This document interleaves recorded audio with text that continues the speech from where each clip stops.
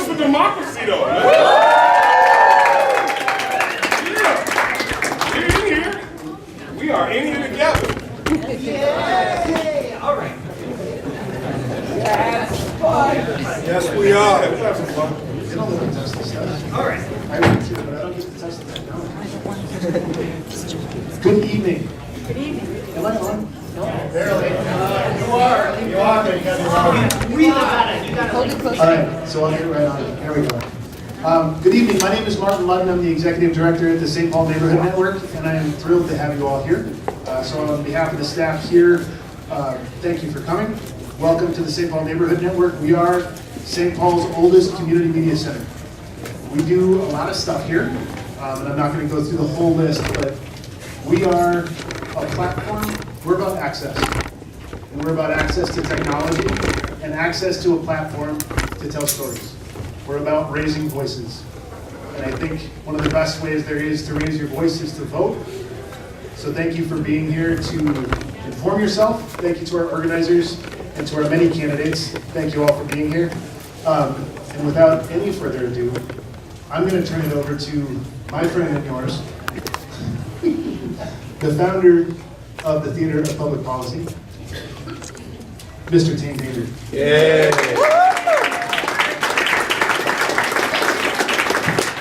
Thank you all so much for being here this evening. I'm not going to spend a lot of time. I will say, my name is Tane Danger. I am the host of a show called the Theater of Public Policy. I am very excited for this evening, and not just because this is a very important forum of some very important people, one of whom is very likely to potentially be the next governor of Minnesota, but because tonight we're going to be talking about a set of issues that I don't think actually potentially get talked about as often in some of our electoral processes as they could be or as they might be. And so we're really going to be trying tonight to focus on some of these issues of voting and democracy and access and things like that. So with that, I do want to take just a moment here at the very top to thank our organizing groups, the people who have pulled this whole thing together. So thank you so much to Fair Vote Minnesota, the ACLU, President Project, Common Cause Minnesota, MN Black People Vote Coalition, Take Action Minnesota, Citizens for Clean Elections, and especially to Anastasia and Jean Massey, who have done so much work to put this thing together. Can we do it?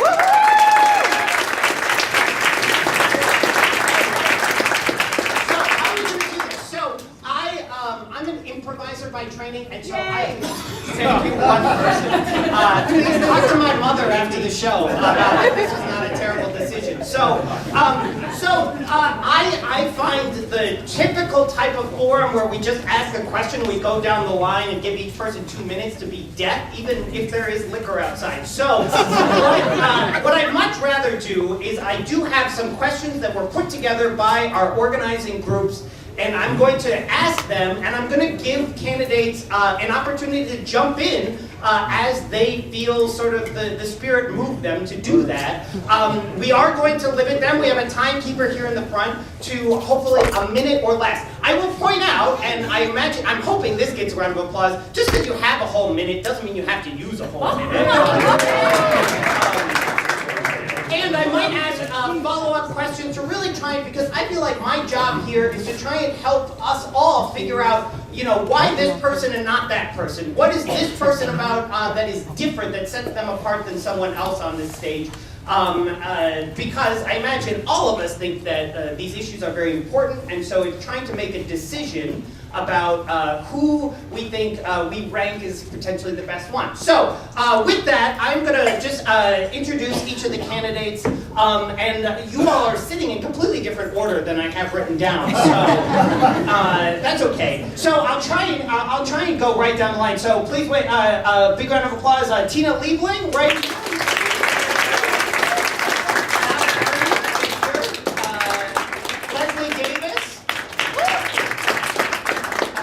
James Everett, right here.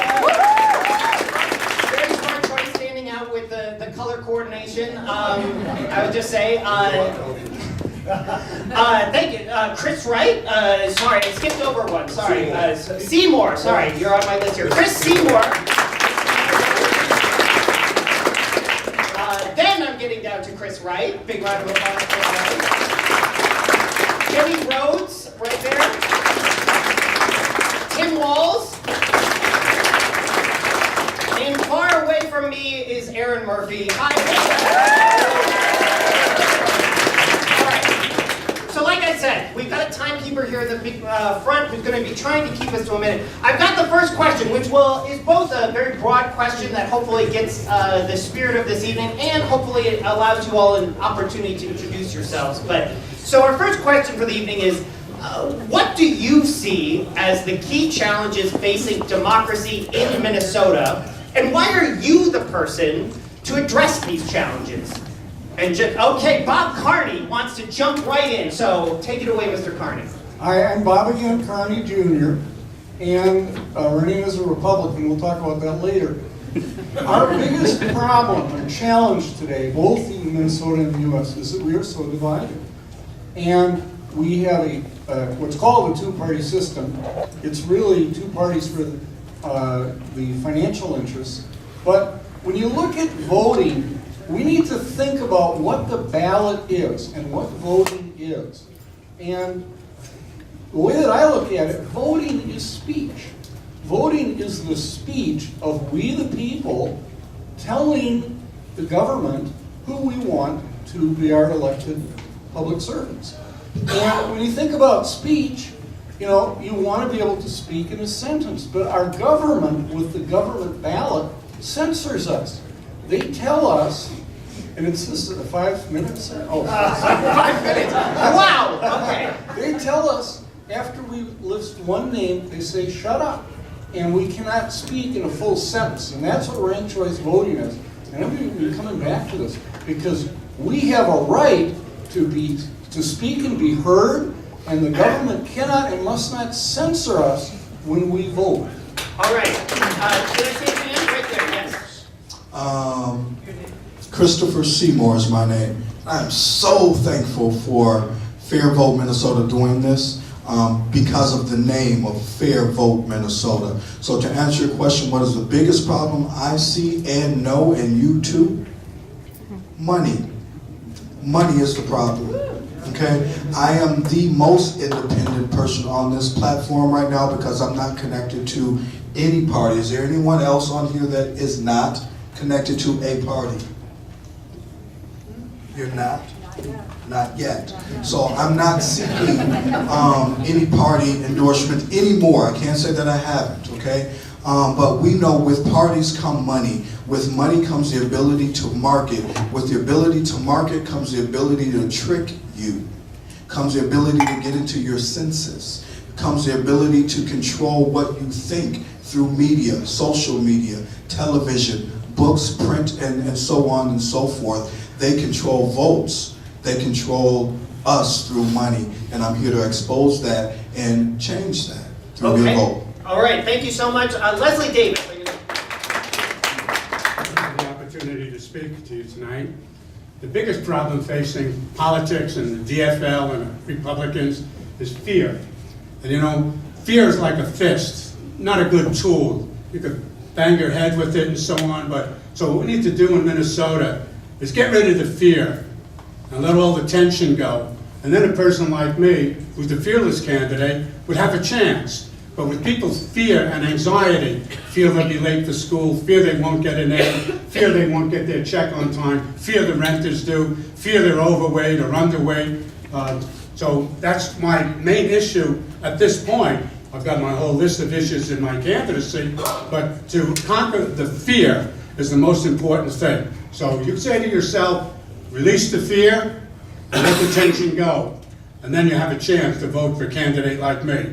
Otherwise, you'll go for the same old party politics. Thank you. All right. So you so far win in not taking up your full minute. Were you grabbing a microphone there, sir? Is that what I'm seeing? I was. All right. I'm Chris Wright. Campaign finance reform is the essential reform that without which no other reform is possible.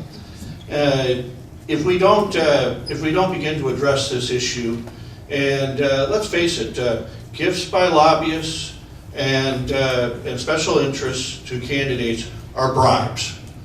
And we need to end this. We need to stop the revolving door that exists between staffers and candidates and so on.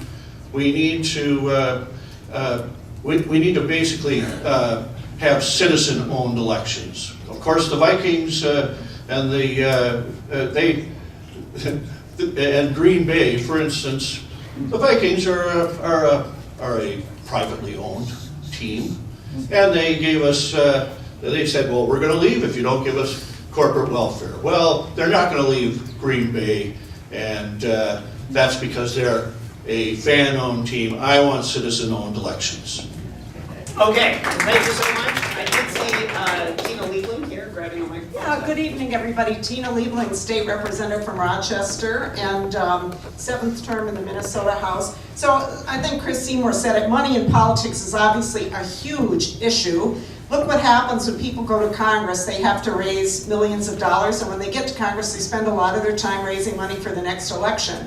So the cost of running in an election is obviously a big problem, and now with Citizens United, you know, money has definitely become speech, and corporations are people. I mean, the things are just turned on their head. We have to get away from this. We need public financing. That is what we really ought to do. And the reason that I'm the right person for this is I have a campaign that's pretty low budget, I have to say, but the reason is I'm getting money from small donors, people who are giving me $27, the Bernie Sanders way, $10, $5. That's the way to do it, because believe it or not, we're all influenced by money, and if we take the money, the influence is there whether we think it is or not. Thank you so much. Okay, down here, yes. Ms. Rhodes. Yes, I agree with Chris, and I agree with Aaron Murphy. Money Tina is... Liebling, other side, I know. I'm sorry, Tina. Two redheads on both sides. Money is a big issue. I'm pushing the votes, and it needs to stop, because money pushes the bias of the media. When I go vote, I want to hear part of a couple of the candidates, and I say, who's the next person? Who is this person? So you're kind of having to guess who you want to vote for. So it's the money and the bias that brings behind, you know, the media, because the more money you bring in, the more you're likely to be notified in the papers, the news, and that's where I think it needs to change right there. And so let me just invite you, so why you, which is part of what we're trying to get at with this question, so to give you another 30 seconds. I'm here. also one that am using my own money to run my campaign. I'm not pushing out there, I'm not getting out big money from people. I'm out there pushing my own money, and I believe in a smaller budget as well. We don't need all this money to be a governor.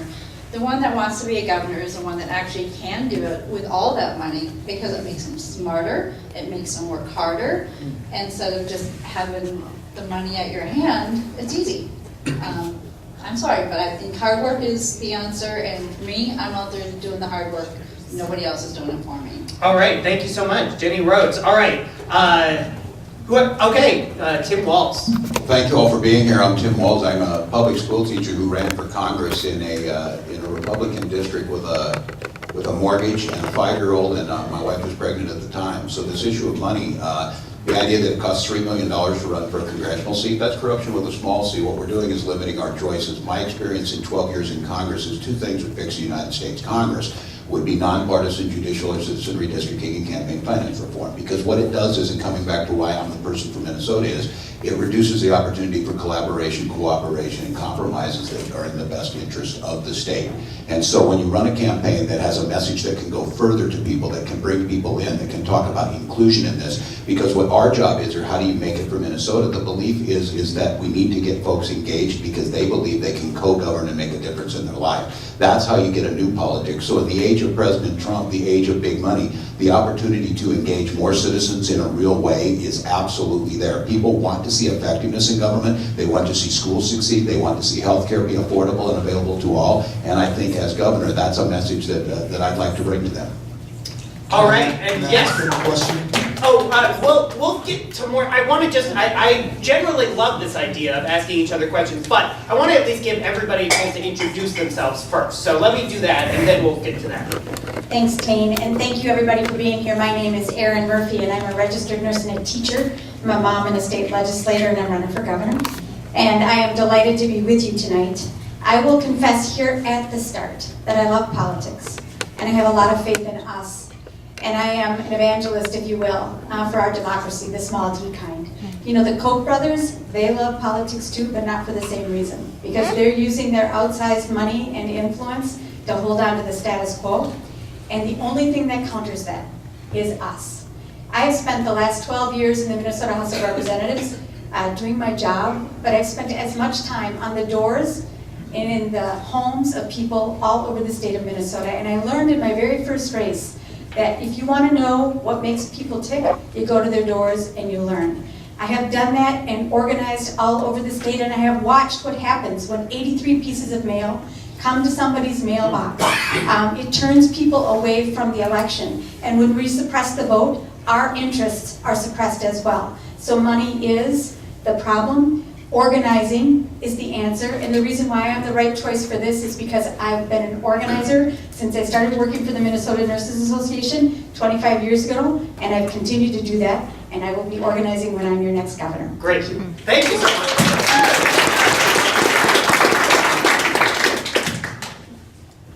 How's it going? Check, check, can you hear me? I love it. Good. I'm James Everett. I am the official representative of the Independence Party. Not endorsed yet, on my way to the endorsement. I know people are like, who's James Everett? But that's me. I'm from Minnesota, born in North Minneapolis. North Side. North Side, represent. And you know how people say, you know, like Tupac says, the rose that grew from concrete. I'm more of a wild orchid that grew in fresh soil from Minnesota.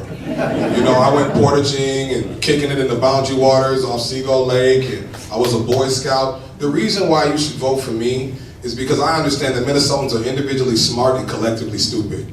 We're so intelligent we won't work together because we're so individually awesome. You can't even be racist in Minnesota without explaining why. You know what I'm saying? So part of my campaign is eliminating racism and constructing healthy prejudice. You know what I'm saying? Because sometimes it's not about your color. I just don't like your ways. We need to be able in Minnesota to say, well, he did it for this or that. No, you suck because you don't pay back stuff. You remind me of my brother and he looks like me. My point to you is that we as Minnesotans, we had full bellies, so we had a lot of time to think about a lot of things.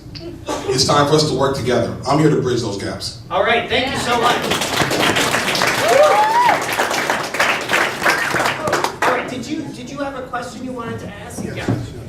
And any of the candidates who spoke on the same lines of Tim can ask this question, but something Tim said sparked the question of, it sounded like he was for fairness in elections. And so, as a rebel and as an independent person, I would ask, and even as a teacher, because teachers do this daily, we give without thinking.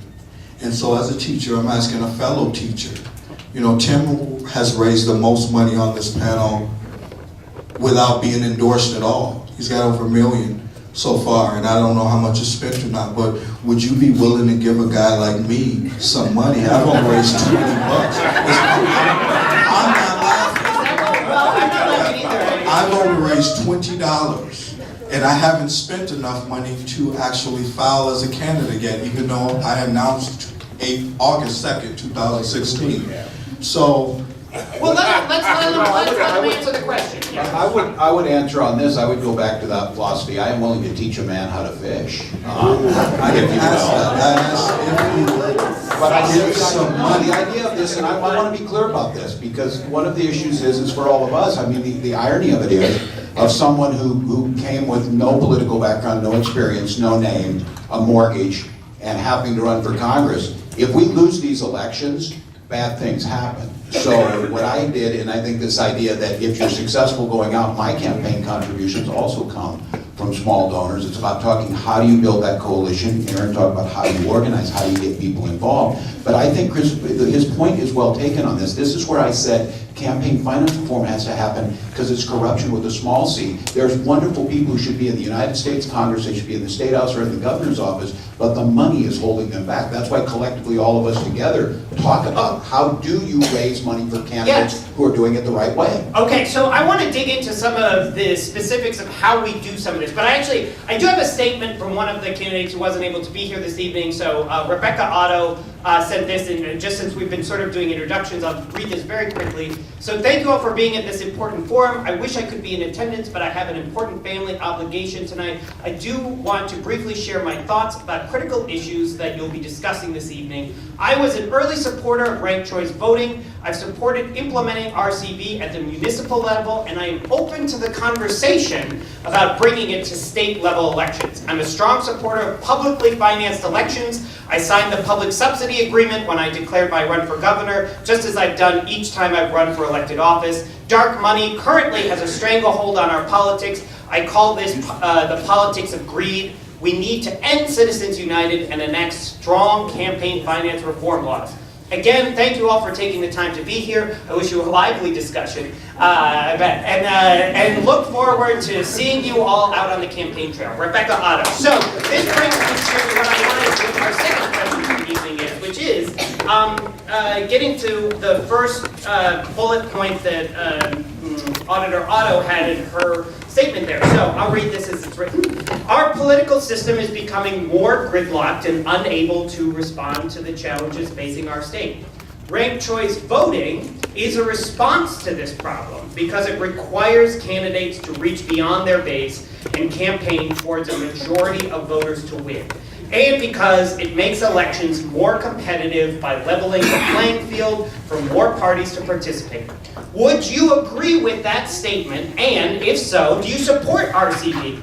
Can you expand on why you believe RCV is important and how you will help advance it at the local and state level? So there's a lot built in there, so I am going to try and get us to focus in on some things. But yes, sir, you are raising your hand. Yes, tell us your thoughts.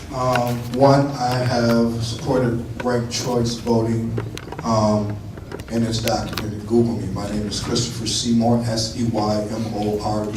You put that together with ranked choice voting on Facebook, and you'll find a picture of me holding a sign. So I'm willing to do anything to decongest that gridlock, okay? And that is why I'm running. And number two, I'm running because I believe I can be a good governor. And I also believe that I'm the best candidate on this table because of it. If I was elected governor, that would be fairness. And so just to put you are saying ranked choice voting statewide is something that you would support and push for as governor? Yes, it would do, and I'm gonna tell you the truth, as an independent candidate, it would do me good. I would love for all DFL candidates to run unendorsed. I would love for all GOP candidates to run unendorsed. That way we get them all on a ballot and we vote for all of them, and then we get that ranked choice.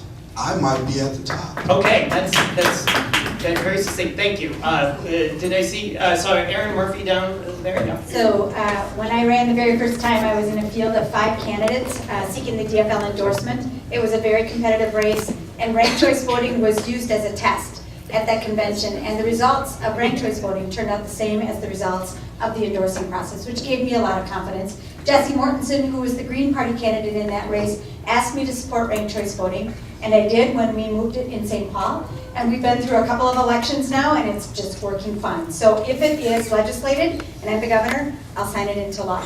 But let me also say this, because we've seen the threat of preemption in many ways coming to the state legislature, preempting local units of government on raising the wage, on earn, sick, and save, on saying something about smoking, something about gun safety.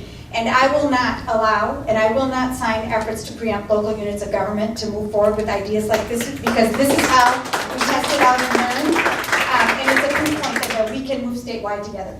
All right, so if the legislation comes to Erin Murphy, she signs it. Yes, Bob Carney. Do you want to grab this microphone right there? Bob again, Carney, Jr. And going back to the first point that I made, voting, the ballot is speech. It is our speech to the government. And ranked choice voting lets us speak in a sentence. You can say, I prefer Tim Walz first, and then Tim Pawlenty's next, and then Bob again, and go figure all that out. But the point is that everybody should be able to speak in a sentence.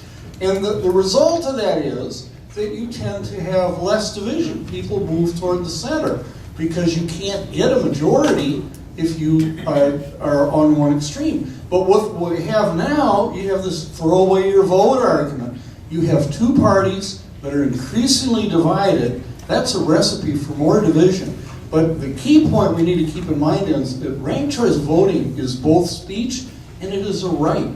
We can't ask the permission for the government to do this. We need to demand it. So you're saying, just to put it, as I've been trying to put a button on all of these, yes, if it got to you, if you were governor, you'd say yes statewide? Oh, absolutely. Is there anything? Okay, very good. So is there anybody up here that, just can I ask, that doesn't support ranked choice voting going statewide, that would have any reservations about signing it if it came up? Okay, we have one person, so I want to give Ms. Rhodes an opportunity. I would, because you're still pushing for the people that they hear of and that they know of. Yeah, you can do ranked choice voting, but what if I only heard of Tim or James or Tina? That's only 3 candidates I've heard of, and then we got a whole bunch more that could be a great governor. If we don't hear about these people on the news, how do we know who's going to be good? First, second, or third? That's why I don't agree on it, is because I may only heard of 2 people. So do I have to guess like Trump and Hillary Clinton? I mean, that was not a good ideal situation. I would get out there and I would let the people choose, Minnesota people choose, not me. I would want Minnesota to have something that they have a right to say if that's what they want. And I would get out to someone emailed me and asked me, should we go out to the other neighborhoods that, can I keep going first? Yeah, please finish your thoughts. Yeah, I think we should go out to neighborhoods to let them know who we are. North Minneapolis, St. Paul, and the people who are became citizens, immigrants that became citizens, American citizens, they need to know who we are. They are part of us. So unless they know who we are, I don't agree on it. So I know you're grabbing a microphone. I just want to try and get to try and sort out it seems like the tiers we have here. So we have at least one person who says that they would hesitate to sign something or maybe not sign something if it was statewide. We have a few folks who have said, yes, absolutely, I would sign something.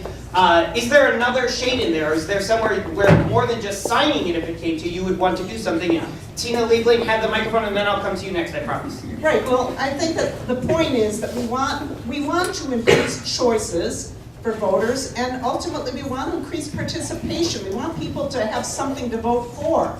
And I think a lot of the time people don't vote because they don't feel like there's anything to vote for, and the system that we have has gotten us to that point where you get down to basically 2 major nominees and people look and say, well, there's nobody there that I feel like I can vote for.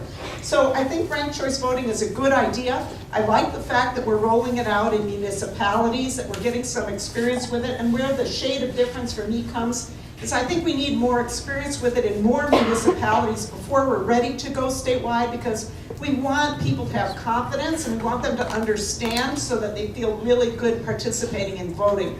I don't really think we're there yet, but certainly if it got to my desk, I think we would probably have gone through more process before that would happen. And so at that point, yes, I would want to sign it. Okay, Chris.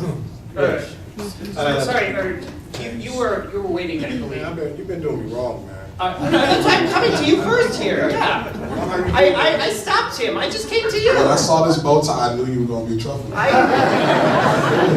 look too good not to act up, man. Oh, no, I'm just messing with you. But I think, well, first of all, I was on the first ranked choice ballot in the history of Minneapolis and Minnesota. So I'm a practitioner. I ran for mayor of the city of Minneapolis. I would hesitate, I agree that I would hesitate to roll it out statewide. We should go to counties first and go up the tiers and see what the effects are on that level. There's a lot of decisions made. Some things can't be sustained in certain ways over 8 years. I mean, you need 8 years to do certain things just to lay out certain plans, especially when cities run in 20, 30, 40-year plans of development. So I believe that, so with the ranked choice, I like more options. But in this situation, even though it would benefit me more, because I'm like, I'm cool, I can do a lot of different things. I can get to a lot of different people. But overall, it's most important that we test it out first. So I benefited from it. I came in like 9, you know, in my votes for the city. I spent $150 on my campaign, but yeah, I had a good time too. But I also put some good policy. You know, as long as you do it, I don't care if you give me credit. Just get the work done.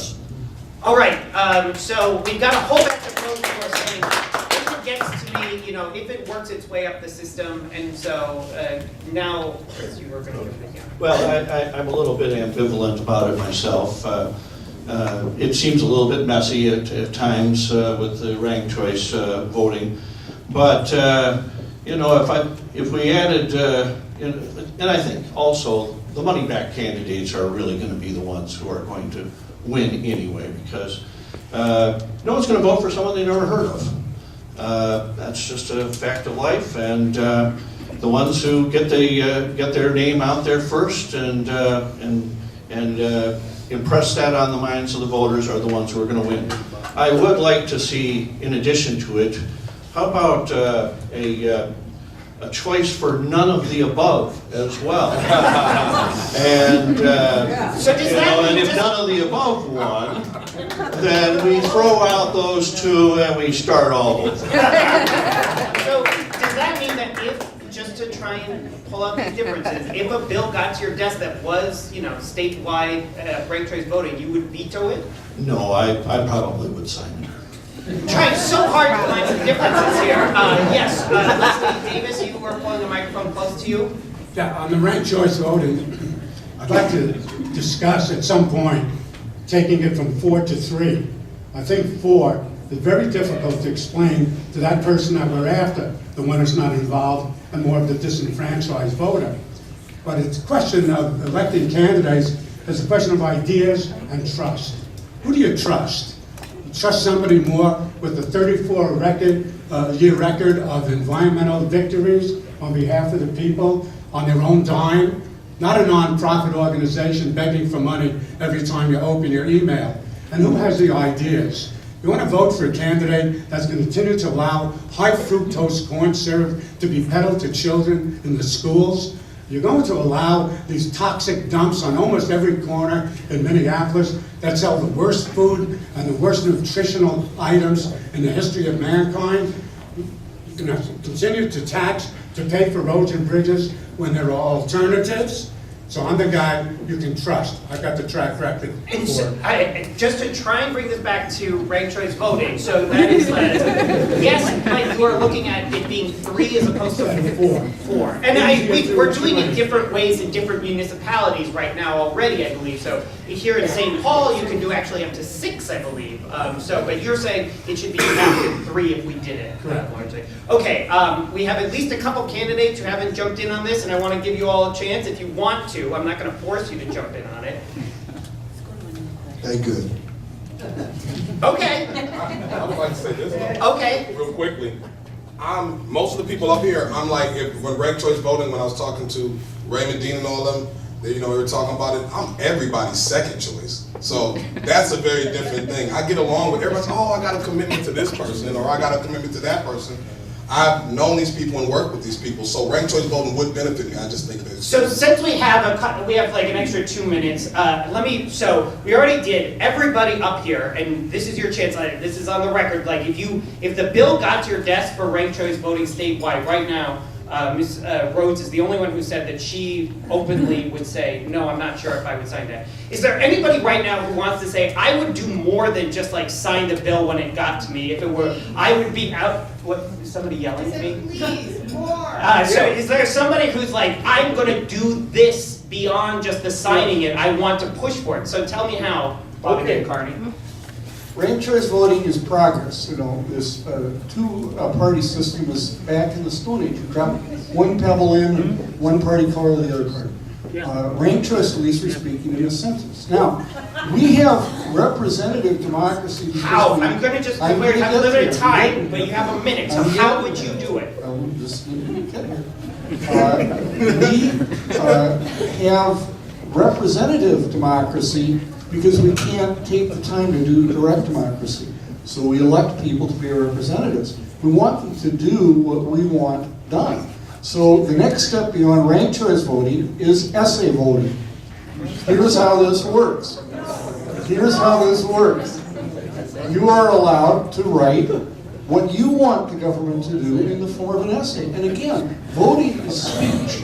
We need to get the government to listen to we the people as to what we want done. Now, we have the technology to start developing a system where people can go beyond sentences, where our election is actually a process of listening to the ideas of we the people, taking the best ones and implementing them. I tried so hard to get you to say how, but now we have another candidate who's Here's how. going to take this. True, can you turn the mic on? True campaign reform, okay? So up here, again, I'm the only person that's not seeking party endorsement right now. So with true campaign reform, I'd go to these parties and stop all of the ability to collect millions of dollars before actual voting is even in the thoughts and minds of people.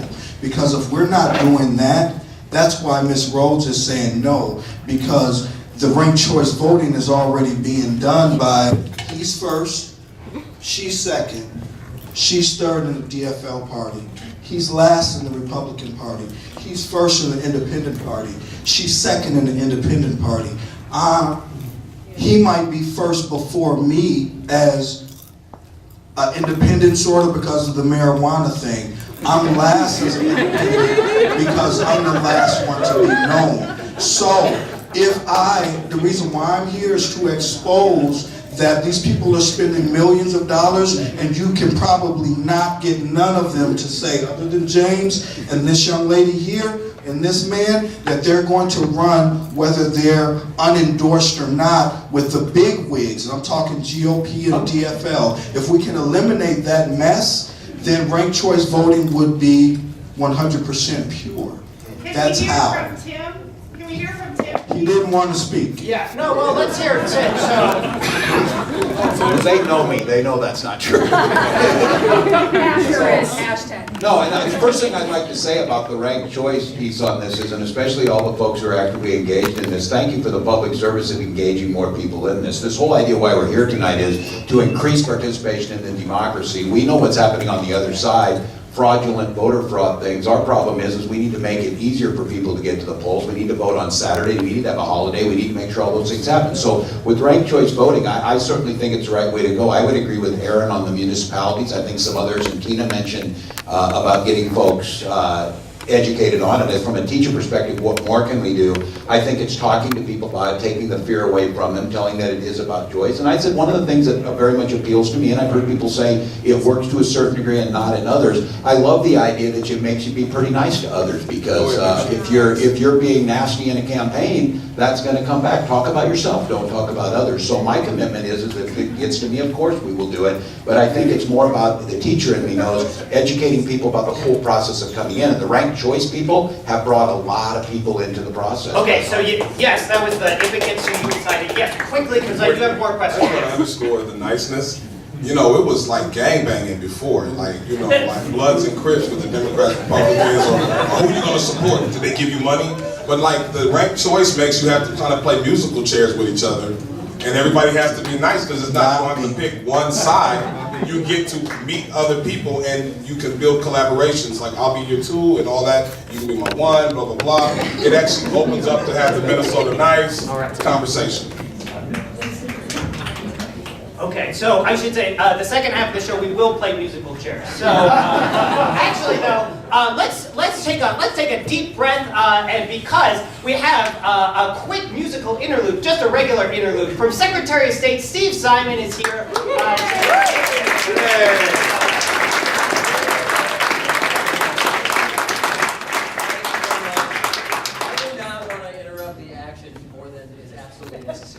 They're saying tonight is a lot more important than what I'm going to say, so I'm going to make it quick. I want to thank Fair Vote Minnesota for putting on this forum. They've been an outstanding ally to me and to many of the Capitol in fighting for democracy and expansion of democracy in the state, which is great. I also want to thank every single person on the stage. Don't they have guts?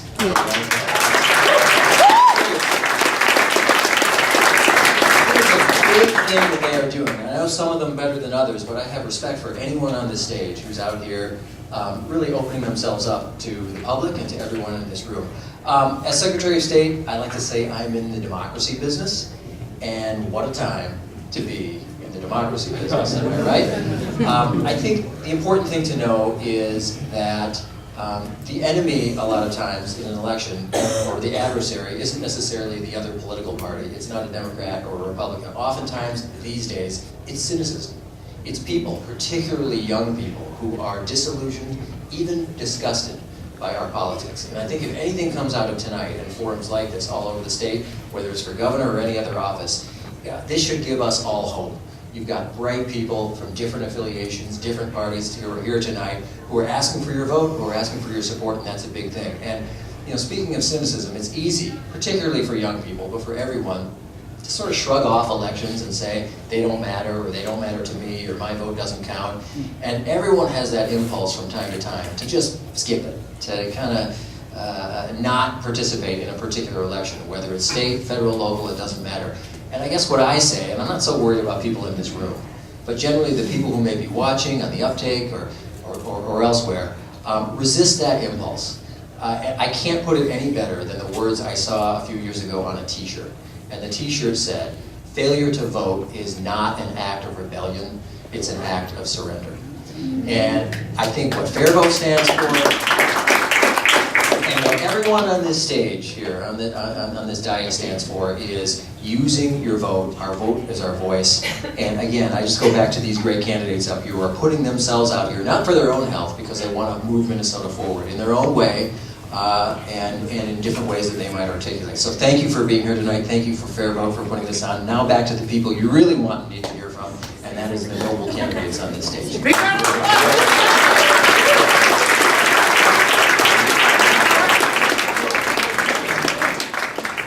Come back for the 10 o'clock show. He does a musical number. So, all right. So we've talked actually a lot already about money in politics has come up several times already. And so we do have a question here, and I'm going to read it, but I'm going to try and put a point on it, which is the question that was submitted was, why do you see, what do you see as the problems with money in our election? And how would you address these problems as governor? Because we have already had several folks point out the significant problems they see with the money in elections and campaigns and politics generally, I really am going to encourage strongly for you to focus on that second half. What is it that you would do? What is it that you even can do as a governor that would try and change some of those types of things? So you, sir, we're ready to go. So take it away. I am going to always grab this microphone first, because after I speak, they're all going to be like, he's right. That's what we should do. That's why I'm running for governor, because I'm right. This is what we should do. We have to, I'm going to go way back. Way back. I'm going to say it one more time, way back. The Republicans and the Democrats are the ones who were at civil war. We're in treaty. No one is bold enough to tell you this in the United States who wants to be a politician. We're in treaty between the two. That's why we use the words liberal, conservative, Republican, Democrat. What I would do as a governor every day as an independent human is to convince the people. We need to eliminate that foolishness throughout our laws. We have Republicans suing a Democratic governor, not humans suing a human. And they stand and they say, my man Tim just said tonight, we can't afford to lose another election. Who is we? The people behind him. He's not running as an independent. I heard him say, speak on yourself, but you can Google me, S-E-Y-M-O-R-E, and you'll find me. But I have to speak on what's here, because this is what's been holding us back. This is the problem. Okay. No change. Okay. Thank you. Leslie Davis, you were jumping in there? The cornerstone of my campaign for the last 8 years has been the Davis Money Plan. Now, when you talk to the legislators, they don't know where money comes from and how it comes into circulation. Matter of fact, 99.9% of the people don't know where money comes from and how it comes into circulation. I do. I have two of the top experts in the field in Minnesota advising me in my campaign. And we would bring money into circulation as wealth, not debt, to build all our roads and bridges and take off all the gasoline, axle, and sales taxes. And we'd have state-of-the-art roads and bridges in Minnesota. We'd help the environment. We'd create thousands of jobs along the way. So we understand where money comes from and how it comes into circulation. And I don't care who becomes in office. I'm running for office because there's nobody out there with an idea, with a plan to stop the fluoridation of our public water supplies or how to build roads and bridges without taxes or borrowing. Okay, Tina Liebling is... So, I'm gonna stand up. Yeah, too. good. Yeah. Okay, short people have to stand up. So the question was, what can we do? Yes. And what can we do? There are a number of things that we can do, because even though Minnesota's better than a lot of places, we have a lot of challenges. So one of the things we need to do is the legislative caucuses. Do you know that even though candidates are limited in how much they can accept and how much they can spend, usually, the legislative caucuses are not. And so a lot of money flows to our legislature, to the House Democrats, Senate Democrats. That's what I mean by the caucuses, Republican Democrats, Republican senators. So they are taking a lot of money from special interest groups, and it shapes what happens. And members of the legislature may not even know that. So it's a really tough thing to do, but we ought to cut off that flow of money so that that isn't happening behind the scenes. There are a lot of other things we need to do. One is stop the revolving door where legislators can leave the legislature and go and become a lobbyist right away, and staff too. And I've had legislation to try to do that. And make legislators tell people who is paying for their junkets. Legislators can go on junkets and they don't have to report it at all. We need to close a lot of, there's a lot more things, but it's too much and my time is up. But it is, but you gave us some really particular things to chew on here. So this question of disclosure of things like junkets, and the question of a bill to actually make it so that a former legislator and or a staff, was it a period of time, your legislation, or was it permanent that they could use a period of time? No, it's a period of time. A period of time. So that they don't just, so that you can't get offered a fancy job while you're in this position, and then, so it's a corruption thing. Is that something everybody up here would support, that kind of legislation? Is there anybody up here who would not support that kind of legislation? Ms. Rhodes, you're winning on my trying to sort people out. So Mr. Walz, if it's all right, I'm gonna give Ms. Rhodes a chance to respond, and then I'll go to you because I know you were grabbing a microphone there. Do you want to grab your microphone there first? I don't agree on that, because right now, everybody knows who Tim Walz is. Actually, I didn't know who you were until this year. No offense. But I think the important thing is that there was an election a few years ago where there was two top, a Democratic and a Republican. And the news came along, and there was one of them that was ahead of the polls on both of them. He was an independent. But the news crew didn't want to report that. He was forgotten. So if you Minnesota people knew about this third person that was ahead of the polls, then he would have been known. I'm saying that everybody should be put out there. And that's where it needs to be fair. I understand that piece. I'm just trying to get this particular, so if legislation, as you as governor came to your desk, there's a 5-year ban on legislators and or staff going into lobbying after they've been there. That's something that you would not support. That was something I'd have to look at a little bit more.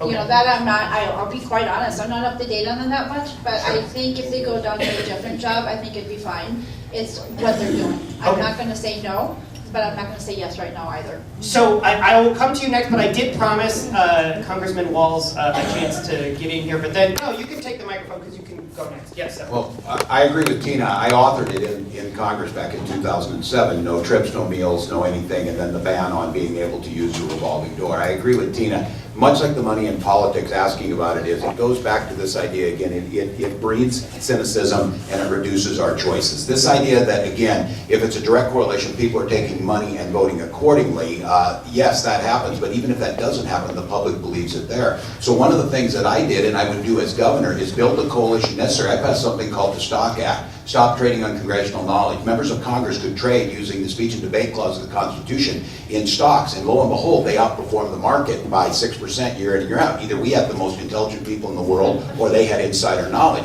And what I believed was that undermines people's trust in the system. That's what this all comes down to, disclosure, knowing what's coming from what's there. We passed that stock act. That's how we just got rid of the CDC director who was trading tobacco stock. That's how we got rid of the Health and Human Services director for doing that. What it's meant to do is, not that I believe all my colleagues are corrupt, but all of you believe they are. So one of the things that you do is, you bring the disclosure, you pass legislation like that, you build that to restore trust in the system. We can do that right here in Minnesota, but Tina's right. You have to believe that people are in it for the people, not for a career stepping stone. Okay, I'm seeing a little bit of fighting over microphones, so I gotta give people a chance. Yes, sir. I want to answer the question that you asked. Does anybody would not do that? So as an African American man, I know how hard it is when someone tells you you can't do something when you very well are qualified to do. So I understand what he means by in the stock world and the corporate world, but it's hard to write a law to say this man can't have a job even though he's qualified. Let's make it 3 months from now. So that's why he asked you, would it be indefinite that he can't do that, or would it be in a time period? So if it's in a time period, that's your bias. It's not the public's bias, and you're writing a law that will set up more biases and discrimination towards people, because we all know when something goes to the Supreme Court, it's hard to change that when it's found. So you're saying probably not? Probably, no, I would No, not. absolutely not. All right. Absolutely not. James Everett was up here, and then we'll go to Bob again, Carney, and then all the way back. Chris was next. Oh, I'm sorry. It was Chris? I couldn't see. Chris wasn't waving at me hard enough. That's what we were fighting about. Okay. What Tina Liebling said was well taken there. We need to stop the revolving door. I would put a lifetime ban on that for legislators or their staff. And, I just watched a show. It was called Casino Jack, about Jack Abramoff, the great lobbyist who, he knew that when he offered a job to the staffer, that once they accepted, even though they weren't even working for him, he knew that he had them in their pocket already. We gotta stop this from happening. We know this is a very corrupt situation. And I would add, well, I guess I'm not gonna add. Okay. Don't worry, we have more questions, but James Everett, did you want to jump in? I want to address this from a different angle. Independence Party. The reason why that's important is because we have to have a way to protest with our votes. I'm a Generation X, I'm right there in the middle of the X's, and I was raised by boomers, and sprinkles are for winners. People need to, if you can raise more money, you should be able to do such. Mind you, Super PAC stuff has never been a part of the Independence Party. So we have to learn that that's more of the issue is that we have to be willing to protest with our feet. I hear people see a small D and a big D or whatever. The farm and labor and all of that stuff, the interest, everybody wants to close the door now that they're leaving. Now that the baby boomers are retired, now they want to legalize marijuana. Now that everybody's went on all the trips, they want to make sure everybody next stops all the trips. My point to you is that it has to be done with reason, and you have to ask yourself, what is that reason? But the third party has won in this state before. And it's important to stop picking poisons and saying that you're not a part of it. You know that big money is going to be a part of both parties. Are we serious? There's not even there's only a D, there's no FL, thank you. There's no FL. The farms have been corporately sold and the labor's been outsourced. So I'm just saying, let's be honest, y'all, about it. No disrespect to the candidates, but let's be honest about what your real options are. Okay, so I know we've got Bob here and then Aaron and I will just, as a reminder, we are sort of trying to get a sense of supporting or not supporting this idea of banning for some amount of time or lifetime, as we heard one candidate say, staff and or legislators from going into lobbying, also disclosure of who is paying for some of these trips and things like that. So, Mr. Carney. Going back a bit, the question was, what can Minnesota do about problem with campaign finance. And this question about banning lobbyists for a period of time was a derivative from that. I want to go back to the main question and talk, and this is really educational. It's not as much my political issue as it is letting people know about a program that we have in Minnesota, and that is the political contribution refund. It's the only one in the country. And so we have a program where if a person contributes $50 or a married couple $100 to a qualifying state party or state candidate, then you get a refund. And the theory is you can't live in Minnesota for a year without paying $100 in taxes. You just can't do it. From vending machines and sales tax, wherever it is, you're paying property tax if you pay rent. So the idea is that if you make this contribution, then you get a refund from the government. It started out as your money, the government collected it, and it's coming back to you. We can do that at the federal level also. But we've got this going. I was the first person to sue Pawlenty when he unallotted it. But we need to fight for this program and use it. And people need to know more about it. So that is a very point well taken, and thank you for answering the initial question. Just to get you on the record with this other piece, how do you feel, and we're out of time, so I'm going to ask sort of for a yes or no, ban on lobbyists lobbying after serving a term in office? To the greatest extent possible, I think both staff and elected officials ought to do that, be required to do that. You may have to have a period where people are given notice that that's the terms they're getting into. Sure. But outside of that, it has to stop. All right. Okay.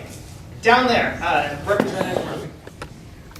We took up the issue of disclosure of dark money back in 2013 or 14 when we were the Democrats in charge. And we had talked about the issue. Ryan Winkler, I think, carried the legislation. And there were two special interest groups that said no, the NRA and Minnesota Citizens Concerned for Life. And that was enough for members of our caucus to say, no, we don't want to vote on the disclosure. That's the power of money. And those two groups then weighed in that election, and they unelected a number of people who weren't willing, right, to vote for that disclosure. So we need to make that dark money transparent. Just like I have to report the money that I raise into the campaign, that money needs to be disclosed as well. That we have to do here in the state of Minnesota. Two, I think that it's important that we expand public financing, the PCR, as Mr. Davis was talking about, and let our tax dollars be used to be able to finance our campaigns more significantly than they are now, to take the power of money out of the elections. I think that it's important for us to use an independent body to draw the districts from which we are elected, because that will be more fair than the legislative process. And last but not least, as the governor, I'm going to continue to do what I have been doing now for 12 years, spending my time with the people of Minnesota and organizing those voices, because I think that is the counter to the cynicism and the gridlock that's happening in the Capitol. And when Minnesotans' voices are brought into the Capitol, and I'm with the people of Minnesota, organizing that and speaking on behalf of the things that I think are important, we make progress. It's good. I'm with the timekeeper, so I gotta do that too. So just to try and put a button back on this, so we have Representative Liebling's bill on the floor here of banning lobbyists for a period of time, banning lobbying for a period of time. Yay. I would support a short window of time, no more than a year.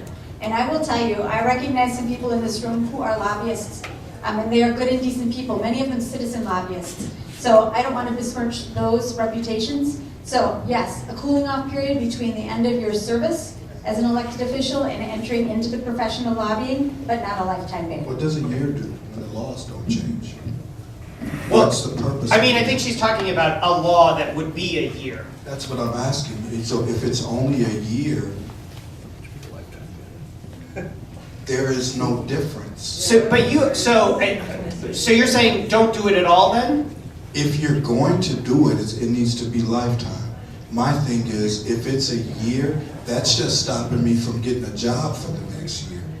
It does no good. So if you're going to do it for the reason of information sharing, or this guy knows the bill that's coming 2 years from now, You know what I'm saying? Because sometimes Yeah. it takes a couple of years for the bills to go through. So then, even a year would not help. So if I had to, if it was on my desk, Yeah. I would give it back to the people and say, well, give me something to choose from. So it seems like you're saying doing it for a year is the worst, doing it for a lifetime is slightly bad, and I then said- not doing it all I is the said least doing it worst. for a year, there's a motive there. Okay. There's a motive. Not for leaving it alone for a lifetime, there's no motive at all. That's clean and 100%. So I'm going to do a dramatic cross across the dais because I have been standing on that side and I worry that I'm biasing that side of the room. So look at, now I'm over here and now I'm looking at both sides. So I'm totally going to shift gears here to a very different electoral issue, but something I think is a lot of folks here will be interested in. So currently, there are 48,000 or more voters who cannot vote due to their criminal record in Minnesota.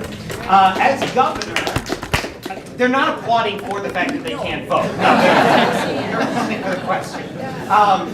As governor, would you prioritize restoring voting rights for these citizens? If so, how would you approach it? You're standing already, so yeah, go. Thank you for this platform. The answer is yes. I would, again, it's the same thing. What difference does a year make? So if I'm a felon, and I'm a felon because I sold 10 pounds of weed, okay? And, yeah, 10 pounds of weed. That's not a lot. That's not a lot, guys. That's still federal charge, though, right? And so, and then this guy becomes governor, right? And then I legalize marijuana, right? And then the law didn't change of do felons get to vote or not, but the marijuana did. What makes me less of a human now? What makes me more of a human because I'm a governor? So my thing is, it's wrong to stop felons from voting because they're still citizens. Now, when they become uncitizens is when they commit another crime that takes them out of the citizenship realm. Then you can't vote in prison. But if you're standing outside of prison, I don't care if it's the very day. If a man gets out on November 6th, he should be able to vote on November 6th. Because what do we say? Pay your debt to society.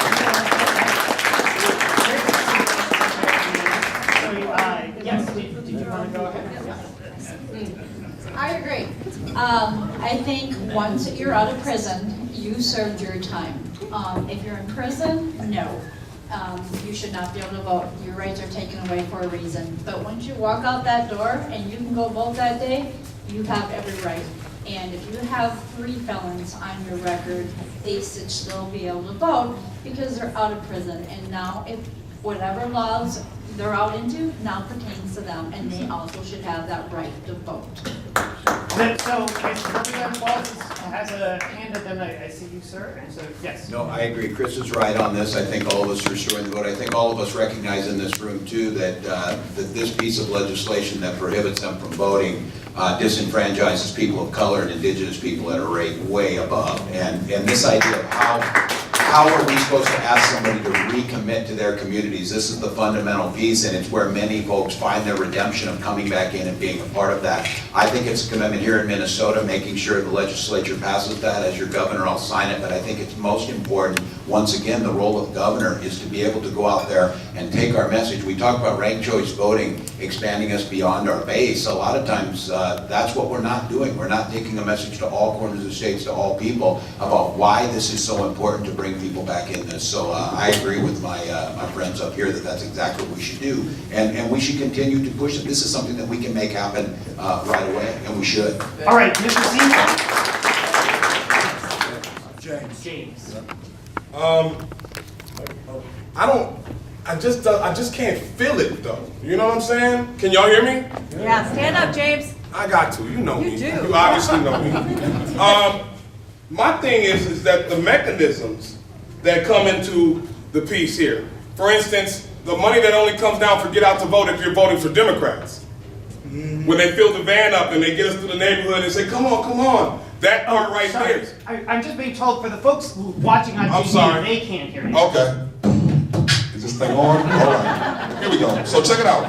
The mechanisms, start that number over on me, okay? Okay, all right. The mechanisms that come with it, that every nonprofit turns into almost a little baby DFL hub.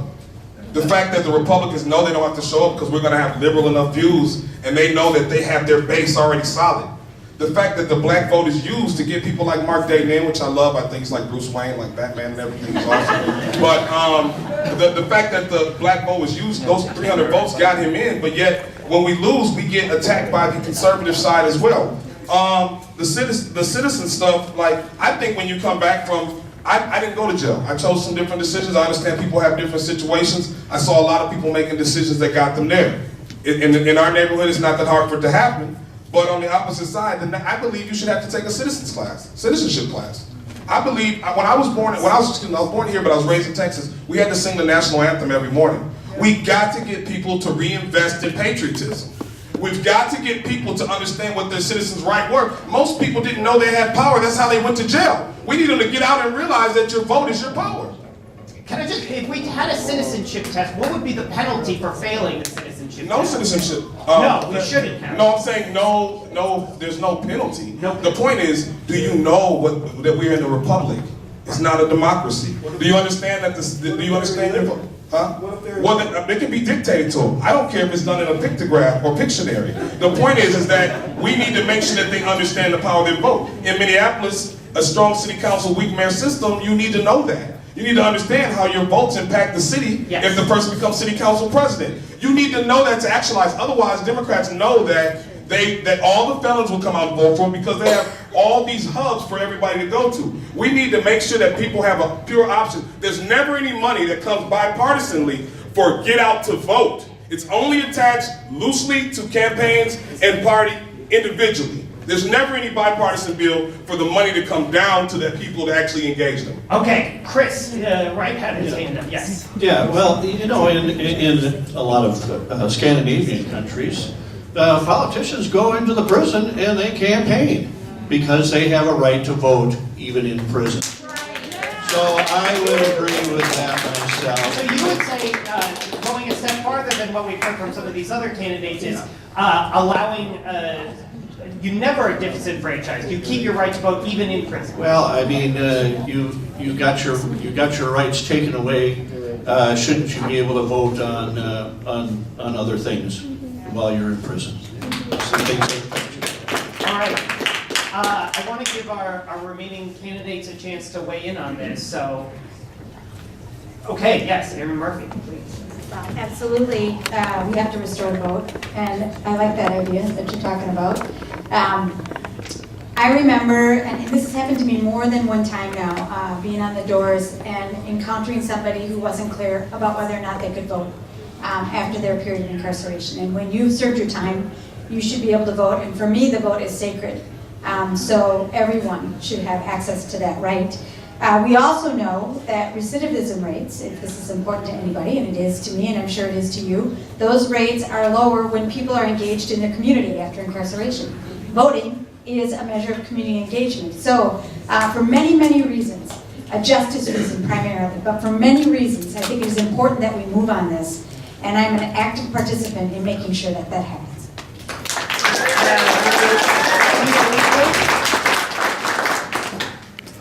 So I'm a criminal defense lawyer by profession, and I absolutely agree that the vote should not be taken away unless that's actually your sentence. And most of the time it isn't.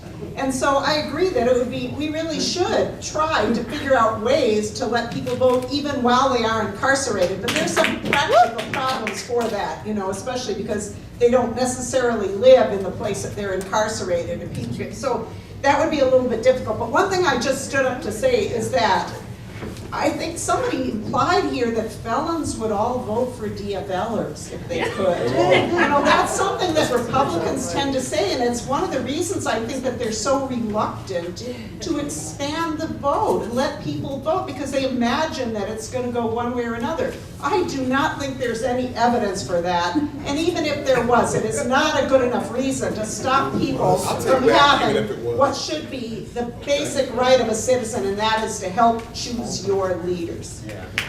All right, I think we're just saying to respond, because I did comment about 30 it, seconds. he could go, yeah. so I said that because I have a lot of DFL friends, I got a lot of Republican friends. I didn't want to go into names on live stuff and go that direction. But it is a certain part of who got incarcerated. I mean, there was a reparations document created by Hennepin County called the African American Men Project Compendium because of the disparities of how many African Americans have been pulled over for traffic stops, 2,000 something against 161 white men, so they gave everyone back their license. So we know who's being incarcerated. That's not the question. And what neighborhoods do they live in? And all of our cities are, the Minneapolis is democratically run, but yet has the highest disparities in the country. 60% of people on probation are outstate Minnesota. Right. 60% of people that are on probation that would benefit from the right to vote are in outstate Minnesota. And the studies have shown that people vote for where they live. Just because the folks can't hear you, so she was saying 60% of folks on probation live in greater Minnesota, and there is some correlation between often where people live and how they vote, which I think we could do a demography piece, and I think that there's a lot to dig into here, but I know Bobby Gencarney wanted to say something on this point. I just briefly wanted to comment that I am in favor of restoring voting rights for anybody as soon as they're released. That's all. That's perfect. Wow, round of applause for the shortest. Leslie Davis, I believe you're the last one that we haven't heard from. Do you, yay or nay on restoring voting rights for felons at any point? You agree with Bob? Shortest answer. That, round of applause too. All right. Back out at the bar in a minute. So, all right. All right, so, yeah, ski boat. I don't have I don't have Jimmy Kimmel's budget. So, so there has been proposed legislation. I don't know if it's come up yet in this session, but there has been proposed legislation to basically eliminate same-day registration here in Minnesota and institute provisional ballots.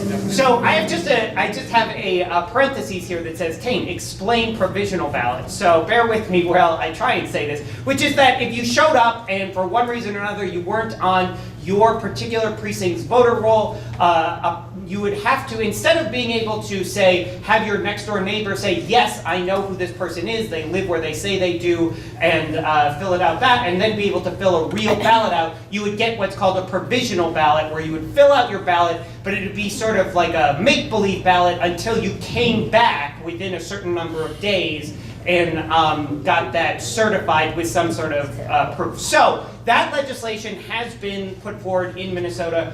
I am curious, is there anyone up here who would sign that legislation, who would actually support moving to provisional ballots? Aaron Murphy standing up first, yes. Heck no. Hell no. I think Minnesota's got great election laws, right? We have worked very hard to make access to the vote as liberal as possible, as usable as possible, and I think we should continue to do more. Let's register people when they turn 18. Let's do automatic registration. Let us stop any effort to do voter ID, right? Because that's voter suppression. And no, hell no to provisional ballots. So this is great because we actually kick off a few other key things, which are heck no to voter ID and heck yes to automatic voter registration. That would be the principle that you're automatically registered to vote. You don't have to go and do anything to do it. So I'm going to try and pin everybody down on where they stand on those things. So Representative Wall. No, I absolutely agree. I hope all of us know the treasure that we have that was just here a little bit ago, and Steve Simon, the patriot that we've got, who made most of this happen. Minnesota, this access to it, Aaron's exactly right. We need to get people in. We need to talk about voting on days off. We need to make sure it doesn't disenfranchise people who work in swing shift or have their kids at daycare. All of those things we need to do, but let's be very careful of all the things that we don't have a voter fraud problem. We have access to the ballot problem. So anybody who flirts around with this voter ID stuff, that is the most disenfranchising thing we do. In Congress, they still won't reauthorize the Voting Rights Act, all those things. As governor, it's about taking this message that this is the most important thing we do. And while we do lead the nation, we need to make it as easy as possible, get everybody to have their voice heard, because that's what it's about. So yes, the second to Representative Murphy, yes, so, Oh, sorry. I hate going down the line, but it seems like that's what's happening, so let's just keep going, yeah. I agree with these, well, kind of with these guys. I believe in same-day registration. I'm sorry, that's how I did it. I showed my ID, I voted, and that's what I did. It was simple and it was easy. As per the provisional ballots, no, absolutely not. I think it's bull. We don't need them. Get rid of them. But as for same-day, show your license, you're on the registration. How about automatic voter registration? No, because what happens if they're taking someone else's identity? How do we know if they're not frauding that person? So I would say no right now. All right. Because there is fraud out there. There is a problem every day, and it's getting worse. Ever since Trump got wiped out, the fraud has risen, and it can happen here in Minnesota as well. And what about voter ID? I think you have to have ID. You would support a voter ID bill that came to your desk as Yes, governor? I would. Why should you have your ID? You have to show an ID to catch a check. You have to show your license to get on an airplane. I don't know who you are. Please, there's a whole bar outside where we can do that kind of stuff, and so we have a little bit more with the forum to keep going. Is that, say, I got a check in the mail and it was his name on it, and I go to the bank and cash it, and they say, I'm sorry, what was your first name? Tane, it's highly I forgivable. Tane, well, I paid for this today, and I'm glad to cash your check. So you cash the check, I walk away with his money. There's the fraud. So if you do automatic, and I'm signing up as someone else's social security, and you know today that how many people who have children are subjected to fraud? Lots, too many. So how do we know that someone else is not taking that away? I have to. Okay. Yeah, well, that's very polite of you, so yes, Chris Wright. Well, of course, we should automatically register people to vote, and also they can always decline if they don't want to. So I think that it's ridiculous to do that, but obviously we don't want voter fraud either. But there's not a whole lot of evidence that there is a whole lot of voter fraud going on. So, a voter ID bill came to your desk, sign or veto? Veto. All right. What if you got a lot of examples on a lot of voters fraud across your desk? Are you going to look at that, or are you going to just ignore I'm going to say fake news.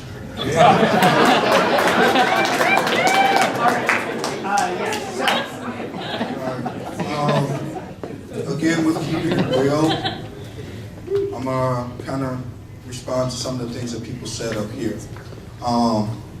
Number one, automatic registration is fraud prevention. If I'm 17 and then I turn 18, I'm the same person.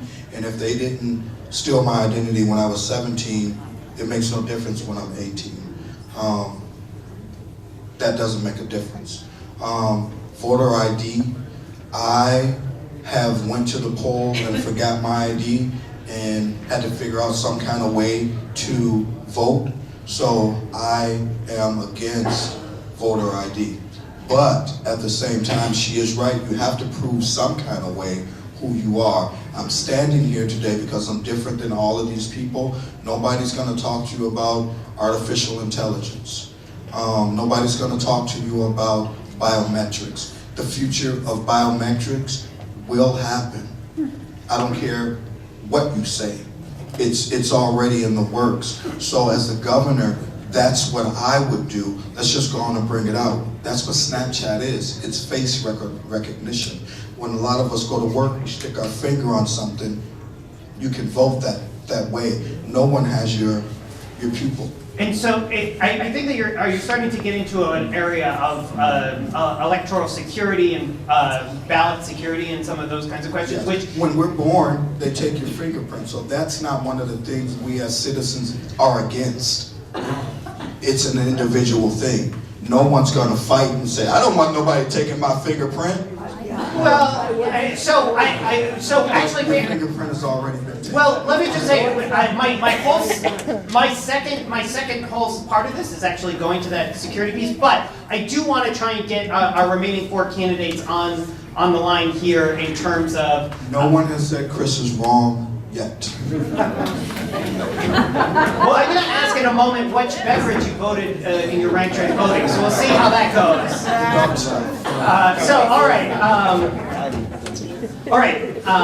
Moving on down. So just to remind folks of what we're talking about here, the initial question was about eliminating same-day registration, but then as a counter to that, we noted the ideas of automatic voter registration when you turn 18, and this question of whether you support voter ID.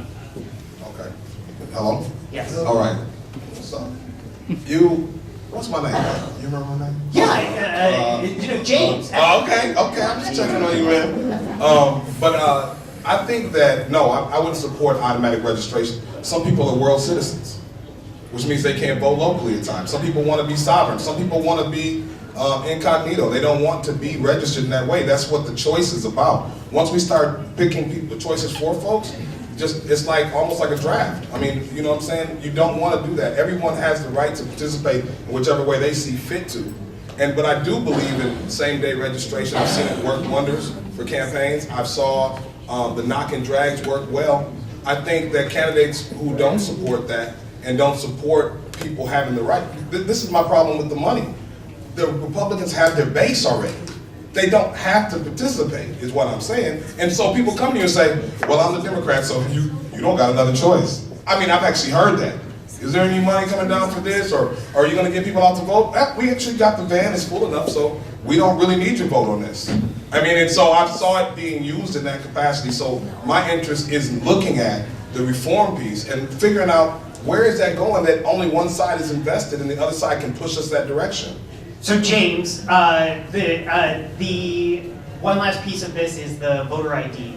I see the need for voter ID. I think some of it's generational. I think some of us, X's and boomers are a little less trusting because we know we've seen a lot more in the past.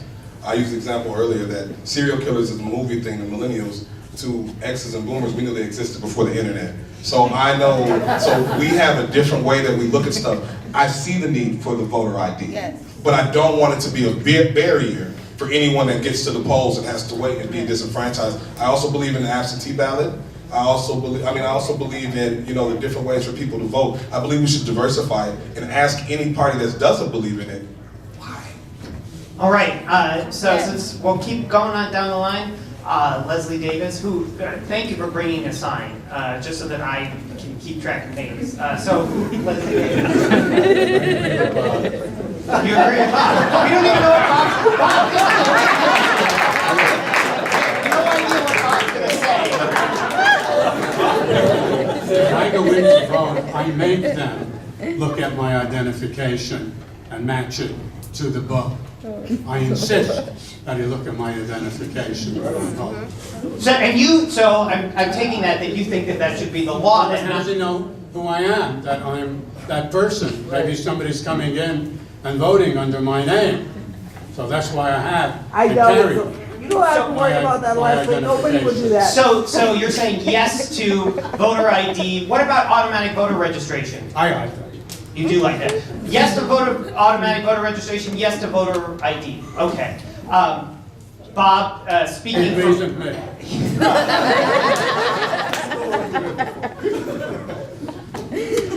A couple of things. First of all, let's focus on what the main issue is. We want to have honest elections, and we also want to make sure people vote.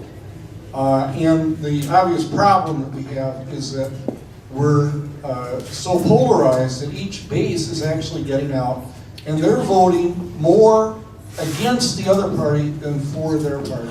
So we need to encourage voter participation. I don't think we have a problem in terms of honest elections. I'm open to evidence. If I see evidence of it, I would change my view. But right now, I think it's more important to make it as easy as possible for people to vote and to encourage people to vote. I want to comment briefly on what James is saying too, in terms of kind of stereotyping people that are taken for granted as DFL voters. I am a Republican. I want to, for example, get better transit in Minnesota. We've got a lot of ideas on that, but kind of run into this filter that is both an assumption and to some degree a reality. So, one of the reasons we need to have this ranked choice voting is to let people vote more on the person and the ideas to break down those barriers. All right, thank you. And rounding out the end there. Okay, so, rounding out the end. So the problem that we have is not voter fraud. I mean, all the evidence shows that this is a minuscule problem. And the problem that we really have is people being prevented from voting in various ways. So that's the problem we need to solve. So automatic registration, I think you probably want to keep same-day registration just for people that have moved or whatever. But, and I do think that biometrics and a lot of electronic stuff is going to change and make it easier to do this. But our goal has to be to let people vote and encourage them to vote, not the opposite over some made-up scare thing that we know is false. Okay, so that sounds like a very strong, I just want to get you on, and so yes to automatic voter registration too? Yes, so. Yes, I Yeah, said we got, that. okay, so I'm just making sure we got this all on the line, so, Mr. Hanford, Quickly, yeah. I would just like to say that my company, Sub-Zero Collective, was responsible for the highest voter turnout in a non-presidential year since 1957 when we worked with the Children's Defense Fund and separately when we worked with the Wellstone camp as well. At that time, matter of fact, the underpinnings of our Get Out to Vote strategies of 3,000 people in 3 months were those strategies actually were used at the Wellstone camp and featured in a few different books. So a lot of the underpinnings of Wellstone's Get Out to Vote efforts at that time that moved to Mondale came behind the organization we were. So I don't want to leave people with the thought that I'm not with the voter turnout. I'm actually a practitioner. I just want it more efficient, that's all. So I know you're, but I think that you're going to like my next question because it's like going right to what you were talking about with biometrics and some other things. So that was me. That was you. That's why I'm pointing. Yeah. So my next question is, and this is sort of a very wide open one, and I'm going to go back to sort of who wants to jump in first here, but it's me. How does this tie look on me? How secure do you think elections are right now in the state of Minnesota? And what measures do you think are needed to address those any concerns that you might have? I'm pausing because I'm trying to review newspaper articles to see if there were some things that I felt were unsecure. And I think the answer is, I think the Minnesota voting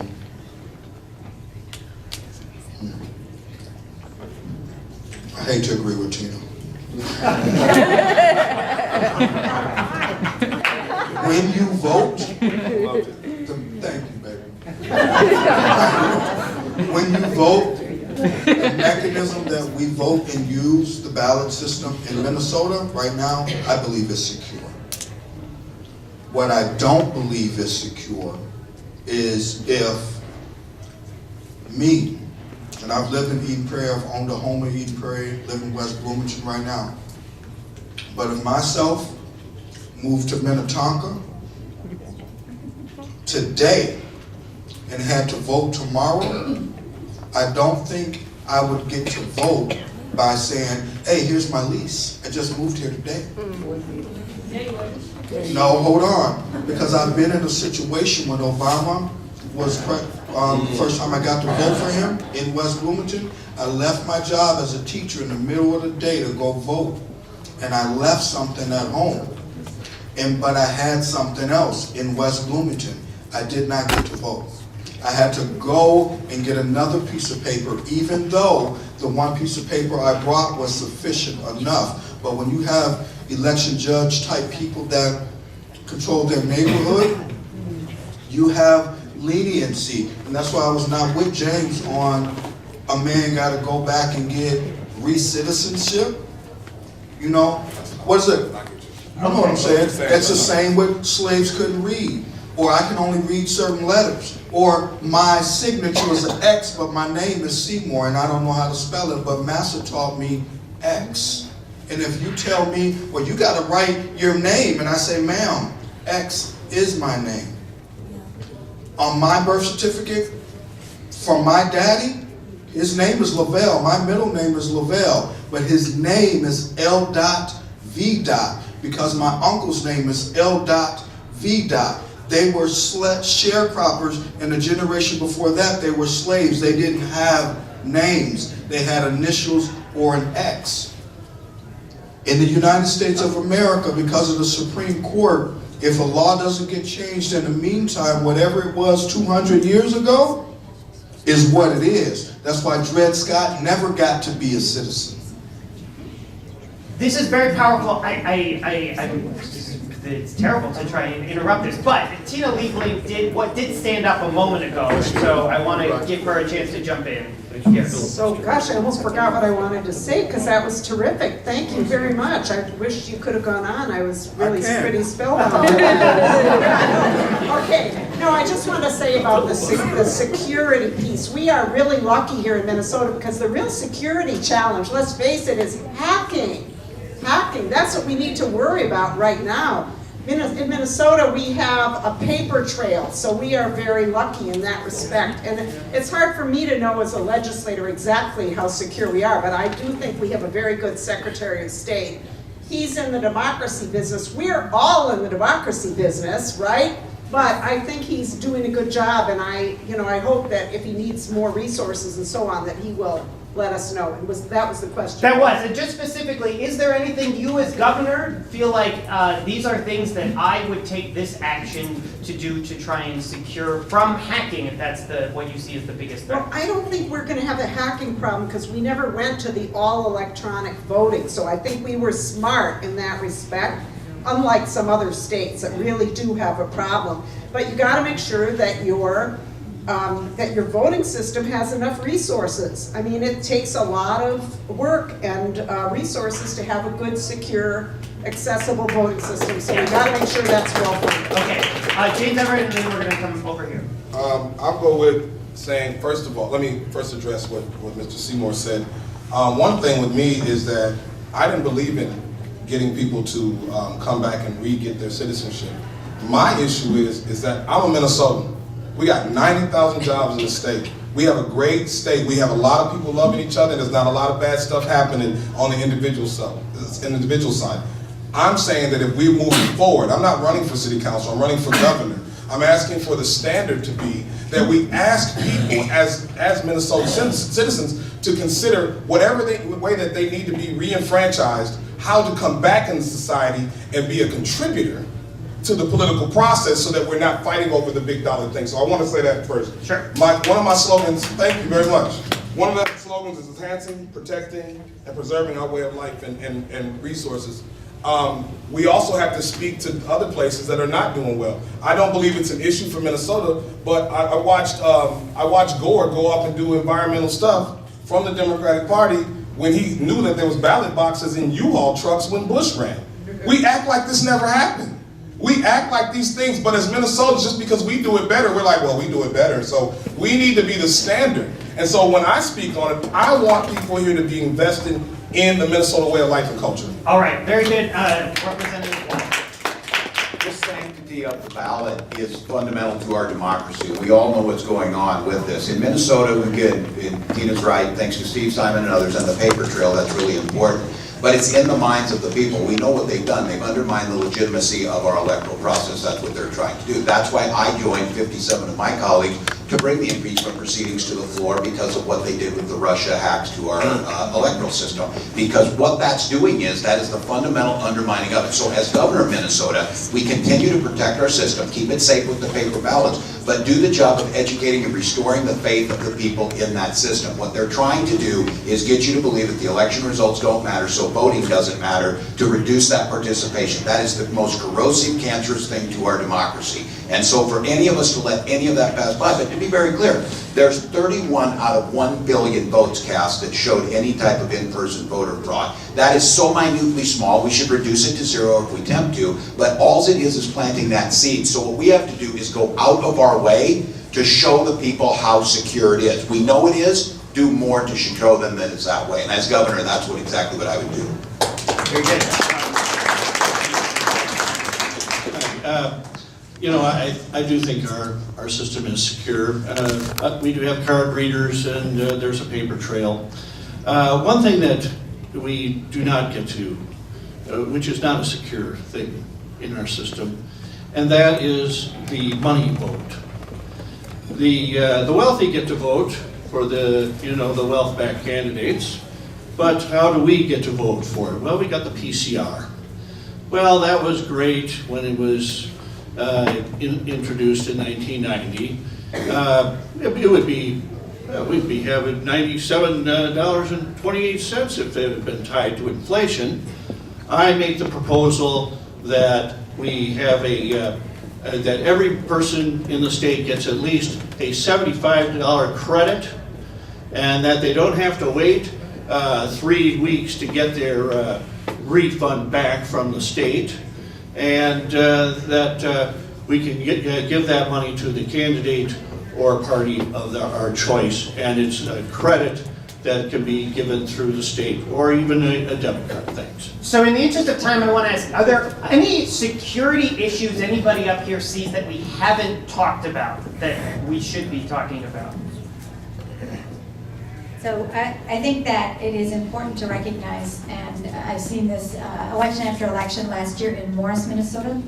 There were folks that were trying to interrupt students' ability to come in and vote, sending them away. And there are people that work at balloting places across the state of Minnesota that are there to protect that integrity of the people coming in to vote. And I'm grateful for that, and we've got to keep doing that, right? To make sure that no one gets turned away because they might not know the rules. I also know that in Minnesota, we do an audit after every election. The counties do that.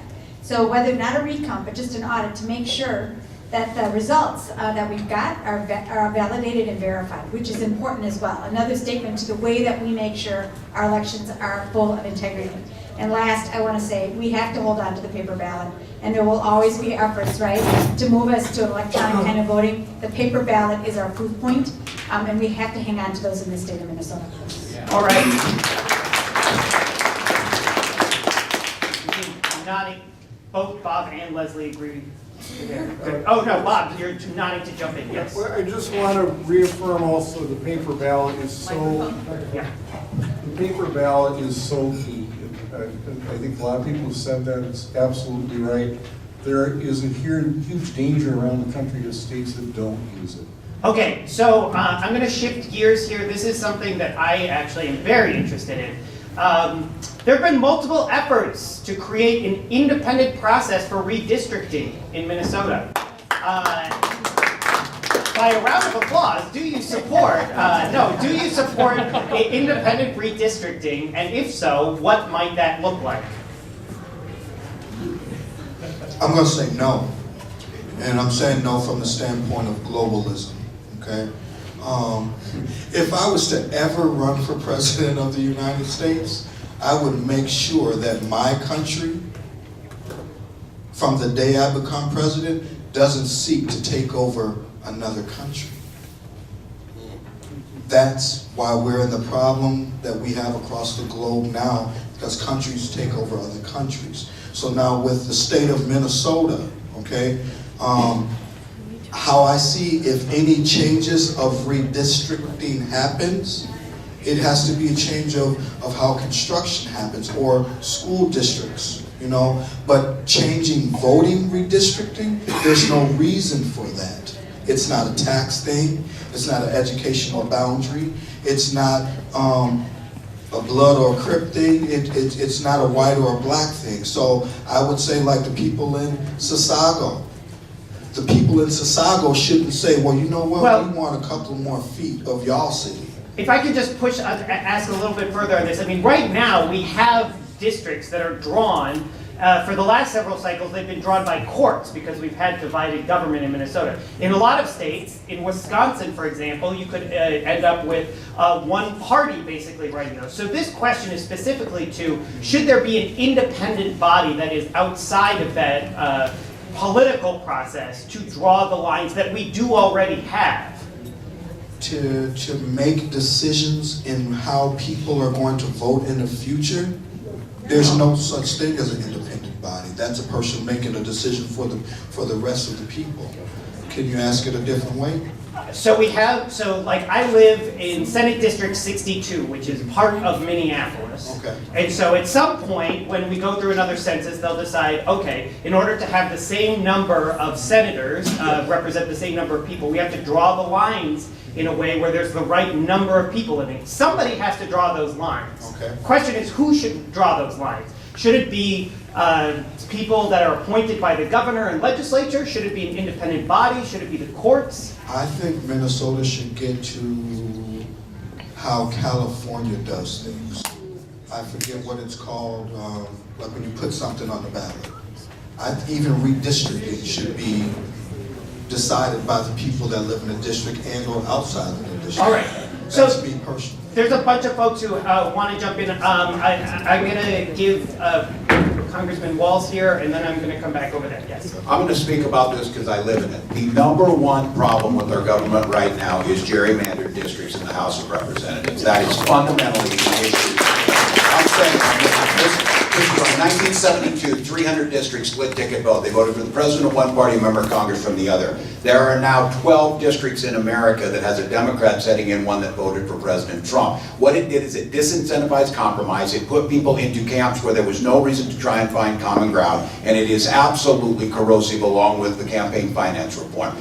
Minnesota and the legislators, we have a kind of a system that's a hybrid. We do it, and it ends up going to the courts afterwards. If the Republicans own all three branches of government here, they will change that procedure, and they will gerrymander Minnesota to ensure we don't have fair representation. As your governor, my commitment is to do it this way, judicial or nonpartisan citizen redistricting to ensure that there's fair elections, not fair for them, not lean towards Democrats, not lean towards Republicans. For all of you, if you're worried about any good news that's all come out recently, the court case in Pennsylvania with the Supreme Court refused to hear is the best thing to happen for democracy.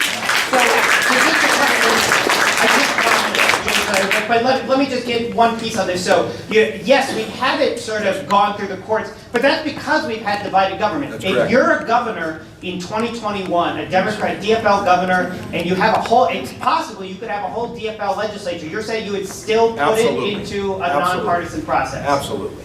All It's right. the only fair way to protect democracy. All right, James Evans.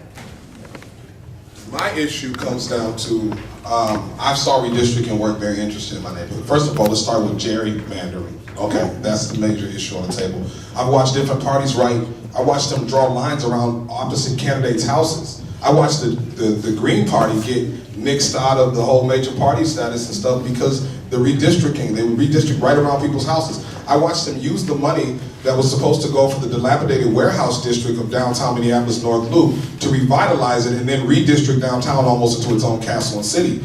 I know that 60% of North Minneapolis is youth under the age of 25. You only have to be 18 to vote, but if we have 10 people at the address that are registered voters, that means that in a strong city council weak mayor system, it only takes 2,500 people to get someone elected to city council. If they get elected enough times, they become president, which in turn means that you have to disenfranchise those votes per house.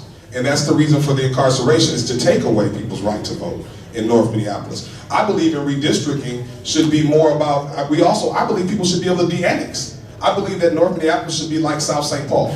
I believe if you don't have the interest of your city, you should be able to apply to de-annex or create your own township as well. So that needs to be a discussion on that, and I do support independent. So independent board that does redistricting is what you're... It has to be. Okay. We've seen it go other ways and it's not working. I have Erin Murphy, and then I will come back over here. So I lived through this here in Minnesota in 2011, and we don't have a hybrid system in Minnesota. It is the legislature's responsibility to draw the map. When that map is vetoed, it goes to the courts, which has happened for many, many years in Minnesota, with the exception of 1994, when then new Governor Carlson wasn't quite sure of the pocket veto rules, and the map that was drawn by the legislature became law. I think it should go to an independent body. Absolutely. I watched what happened when a partisan body drew a map. And it was not in the interest or by the criteria that we set for the map drawing. I watched what happened in St. Paul when Rondo was divided, and gratefully, when the court did it in this last election, they put Rondo back together again, which is a criteria we should follow. An independent body will be responsible to the people. They will be responsible to the good of our power, and when our power is drawn fairly, we have then the say in the elections. So yes to an independent body to make sure that our democracy is vibrant in the state of Minnesota. So, right, I just want to try and put, so far it seems like we're in large agreement here. So if we're in agreement, I'm hoping maybe there's something to add. Or, Very much so. Okay. On this issue, I've done my homework and I ate my Wheaties. Yes, we need an independent, unbiased board to do this. But, I've also found that there was a open source program that they could use, perhaps, called Auto Redistrict. Simply open a shapefile, load in the census and election data, and hit go. And that takes away all the bias right from the beginning. And some people in the audience are murmuring, someone writes the program, but... That's what I meant by somebody, an independent party person that gets to decide, that's not even living in there. They are a controller. Independently doing redistricting does not do anything for the people that live in the district because they still don't decide. How would you want redistricting to happen then? Like I said, propositions, that's what I meant to say. That's what California does. We can put it on the ballot. Or me personally, man, I would be done with redistricting. There's no more reason to do that. Somebody tell me, why should you get to cut into the city I live in? Or why should I get to cut into the city you live in? For what reason? Anybody up here, tell me. Okay, so the population grows, but why do you get some of my vote? This is a. I promise to. No, hold on. Let me get you. I live in Eric Paulson district, right? I am not mad every time he wins. I know for a fact why he wins. Because the people out there, it's a tax thing. And they're scared for the taxes to move too far away from where the Democrats might take it or change some of those things. My personal thing is, if enough Democrats have not moved into the Eric Paulson neighborhood to make the change that they need and want, leave that dude alone. And that goes for any and everybody. And I know what I'm saying is upsetting you guys. But the truth is the truth. Same with the black neighborhood.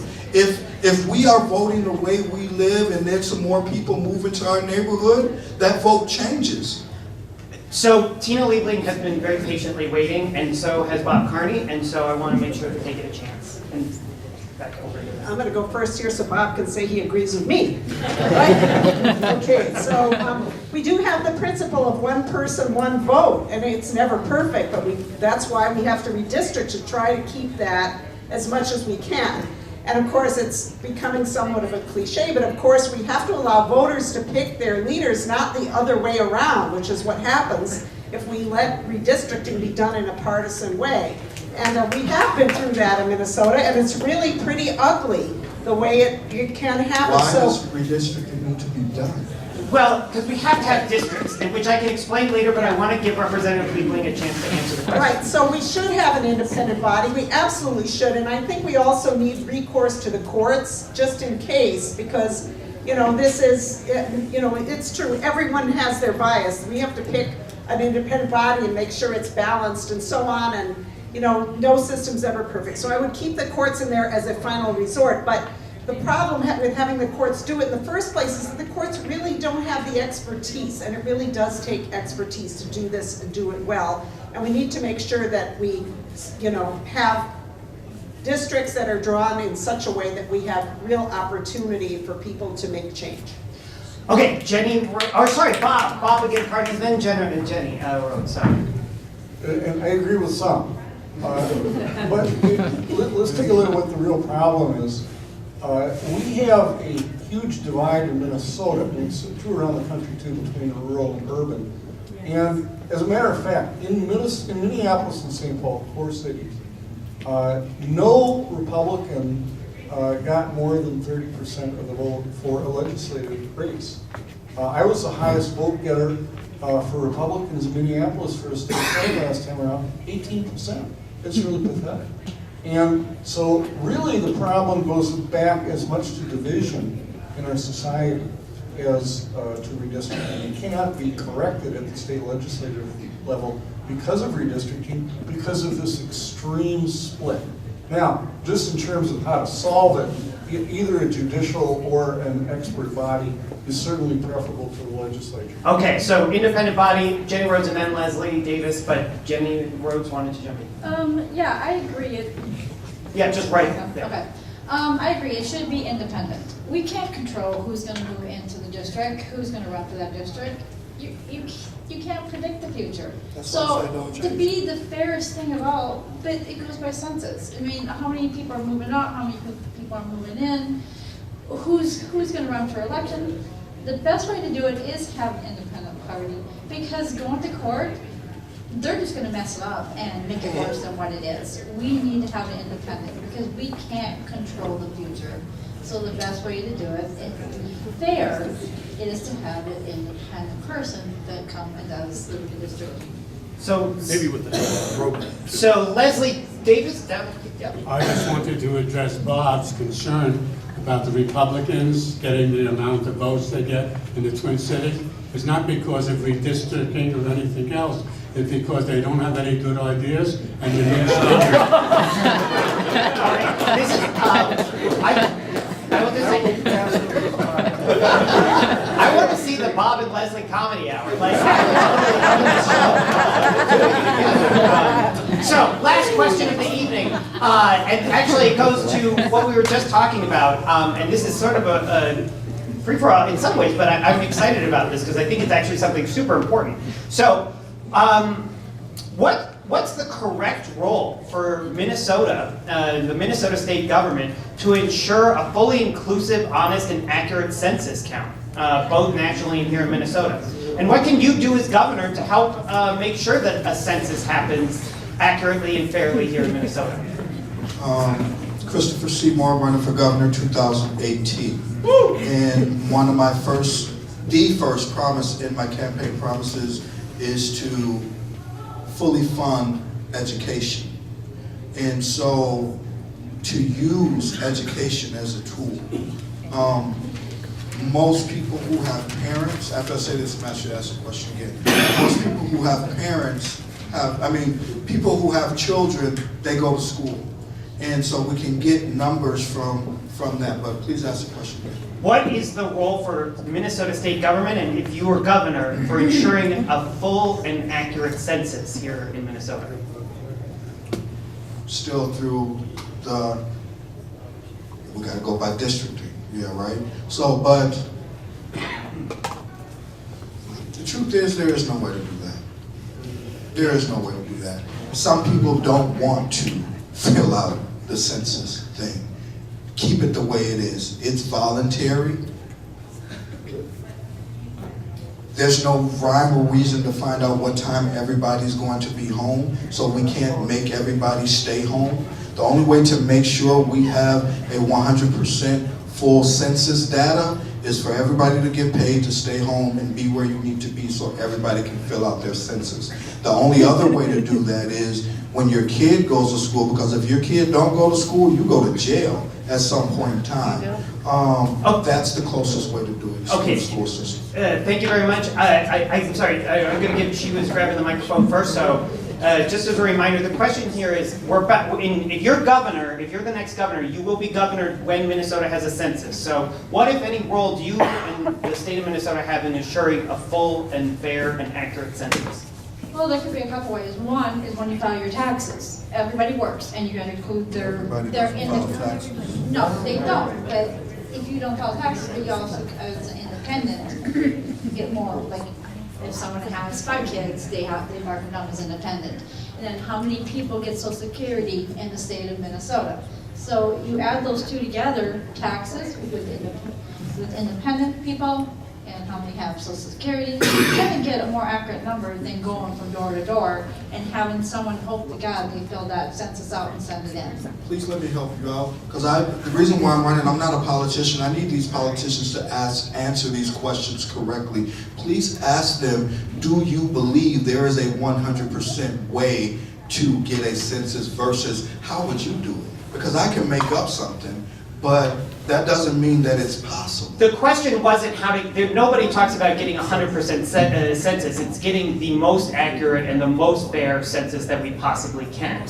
And so that is the question, and it's completely fair for somebody to say, maybe that's not the role of the Minnesota governor. That's why I'm asking this question, to see if these folks who are running for that office think that it is part of their potential job. So, is it part of the job if you were to be governor, and if so, how would you do it?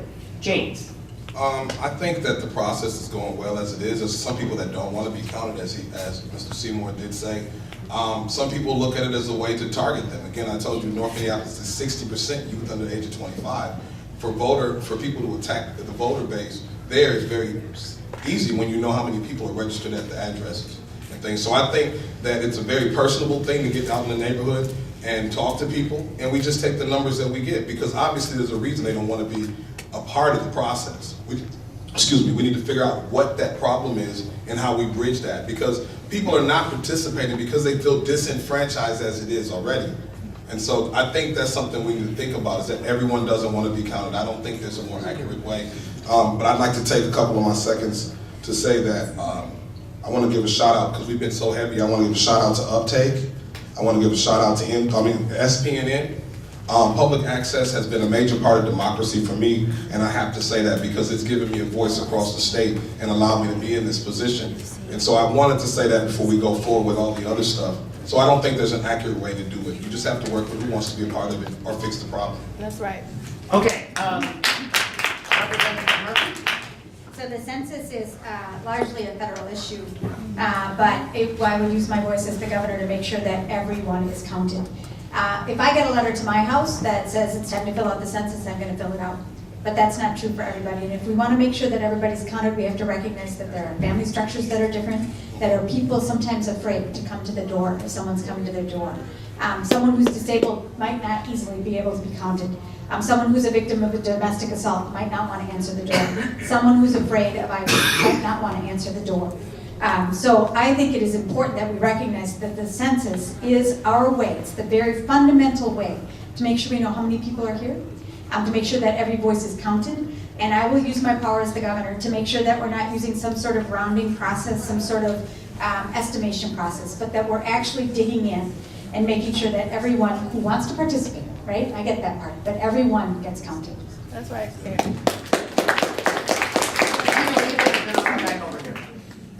Okay, I noticed you called me Representative Murphy. Sorry, Representative Tina. I've been going back and forth with everybody. Okay. I can't. Yeah.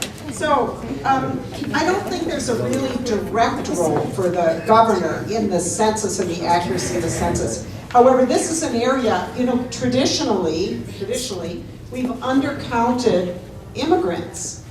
That's a serious problem. We need to be able to count. And so I'm really worried that this time it's going to be even worse, because people are in such fear because of what's going on with the Trump administration. So all the things that we need to do, first of all, are the things that we need to do anyway to try to give immigrants to our state the feeling that they're welcome, and that we're going to protect them to the degree that we possibly can, including driver's licenses, for goodness sakes, for people who are undocumented. So all of that stuff needs to happen. And then the governor needs to use the bully pulpit to talk to people about the importance and why they need to be counted. That's really a leadership issue that I would love to engage in, because it's super important. Everyone needs to be counted, and people really need to be reassured that they are not going to be targeted as a result of being part of the census. And right now I can well understand why people are worried about that. Okay, I think this should be very Tim Walz, no title. Tim Walz, and then we'll go back over to Tina was exactly right on that part of it, and Aaron was too. It's predominantly a federal issue because it is required by the Constitution that we need to do it. It is critically important. It's one of the most important things that we do because all kinds of things flow from that, whether it is federal aid, whether it is how we deliver healthcare. And I can tell you, in Minnesota, here's the deal. We are on the bubble. If we do not get this right, or some of you get frisky and have more children, we're going to go from 8 to 7 we're going to go from 8 to 7 in federal representation. That is a huge loss of voice for nearly 800,000 people in this state. What the governor can do is, once again, reassure that the system is safe, talk about the responsibility, constitutional responsibility about being there, but then make the case, like so many of these things are, is building a consensus that this is in the best interest of your community. If you are able to get to a certain level and become a metropolitan statistical area, it changes how federal aid is allocated to your community. It changes how we make decisions about community and public health. So one of the roles, the most important state role, is reassuring people that this matters and it improves our country and strengthens it,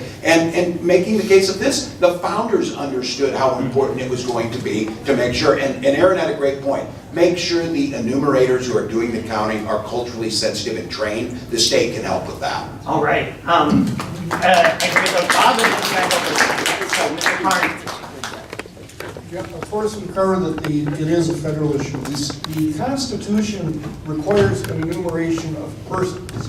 It does not require an enumeration of citizens. It's very clear about that.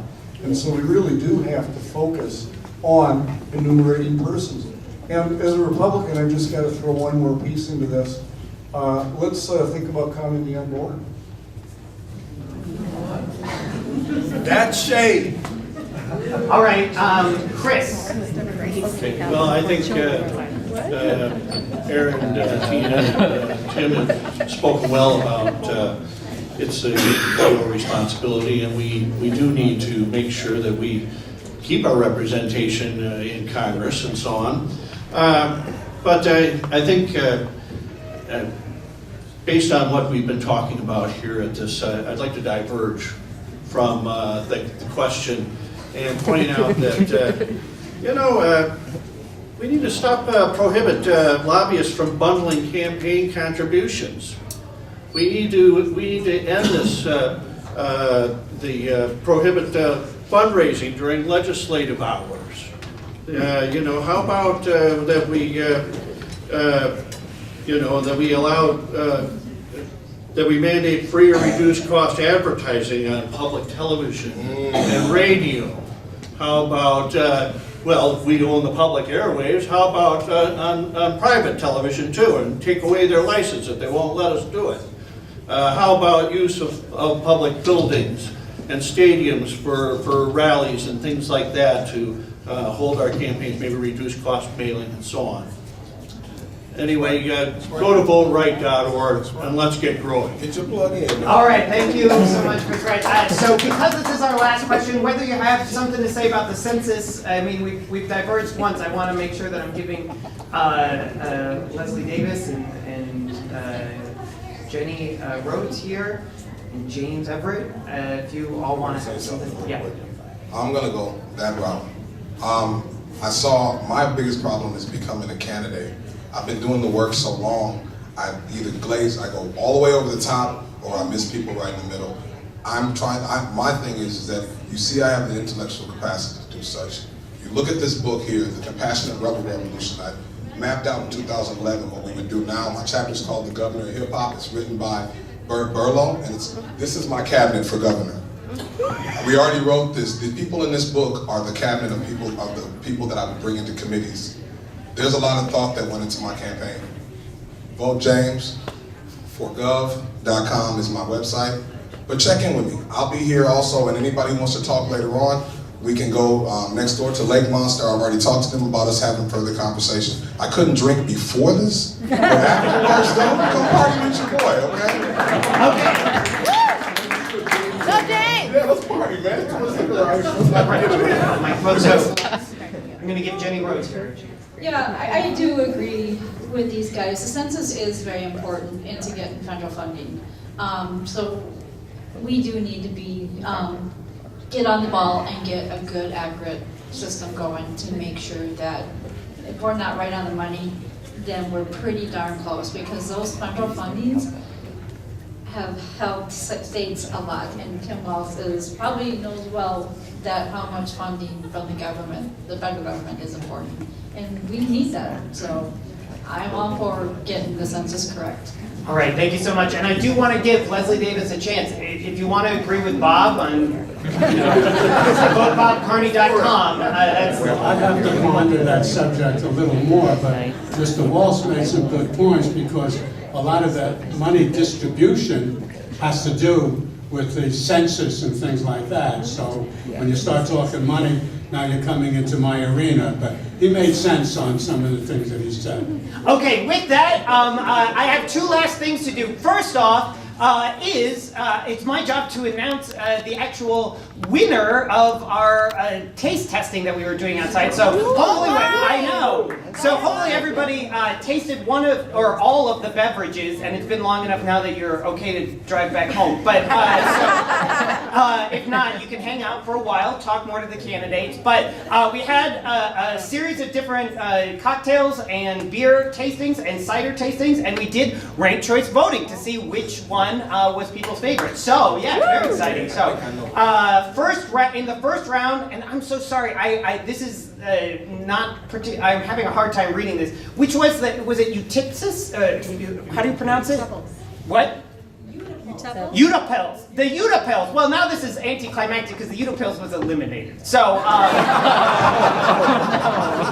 I'm sorry.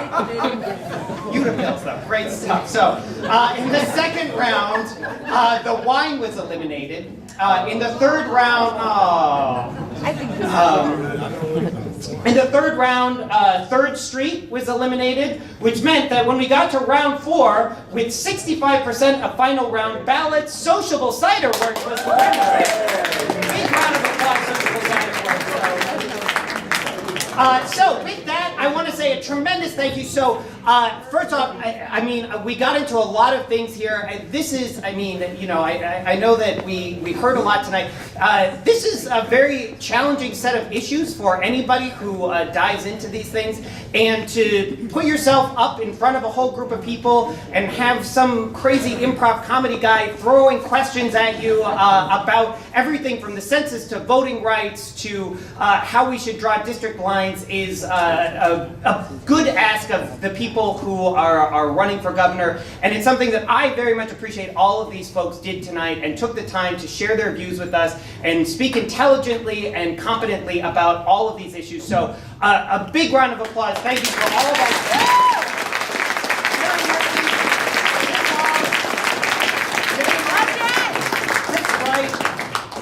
Excuse me. Excuse me. Oh, I'm sorry. I'm choking all of a sudden. I didn't even have a drink. Jenny Rhodes, Chris Seymour, James Everett, Leslie Davis, Bob again Carney, and Tina Liebling. So one more time, a round of applause for all of us.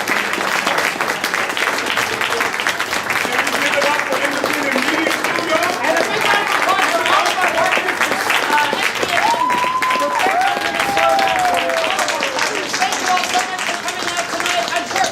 So Sociable Cider Works won, so I think that means that they're automatically served at the inauguration, right? All right, good job. Good night, everybody. Thank you so much. We love you, Tang! Good job, Tang! Thank you. You're in the band tonight.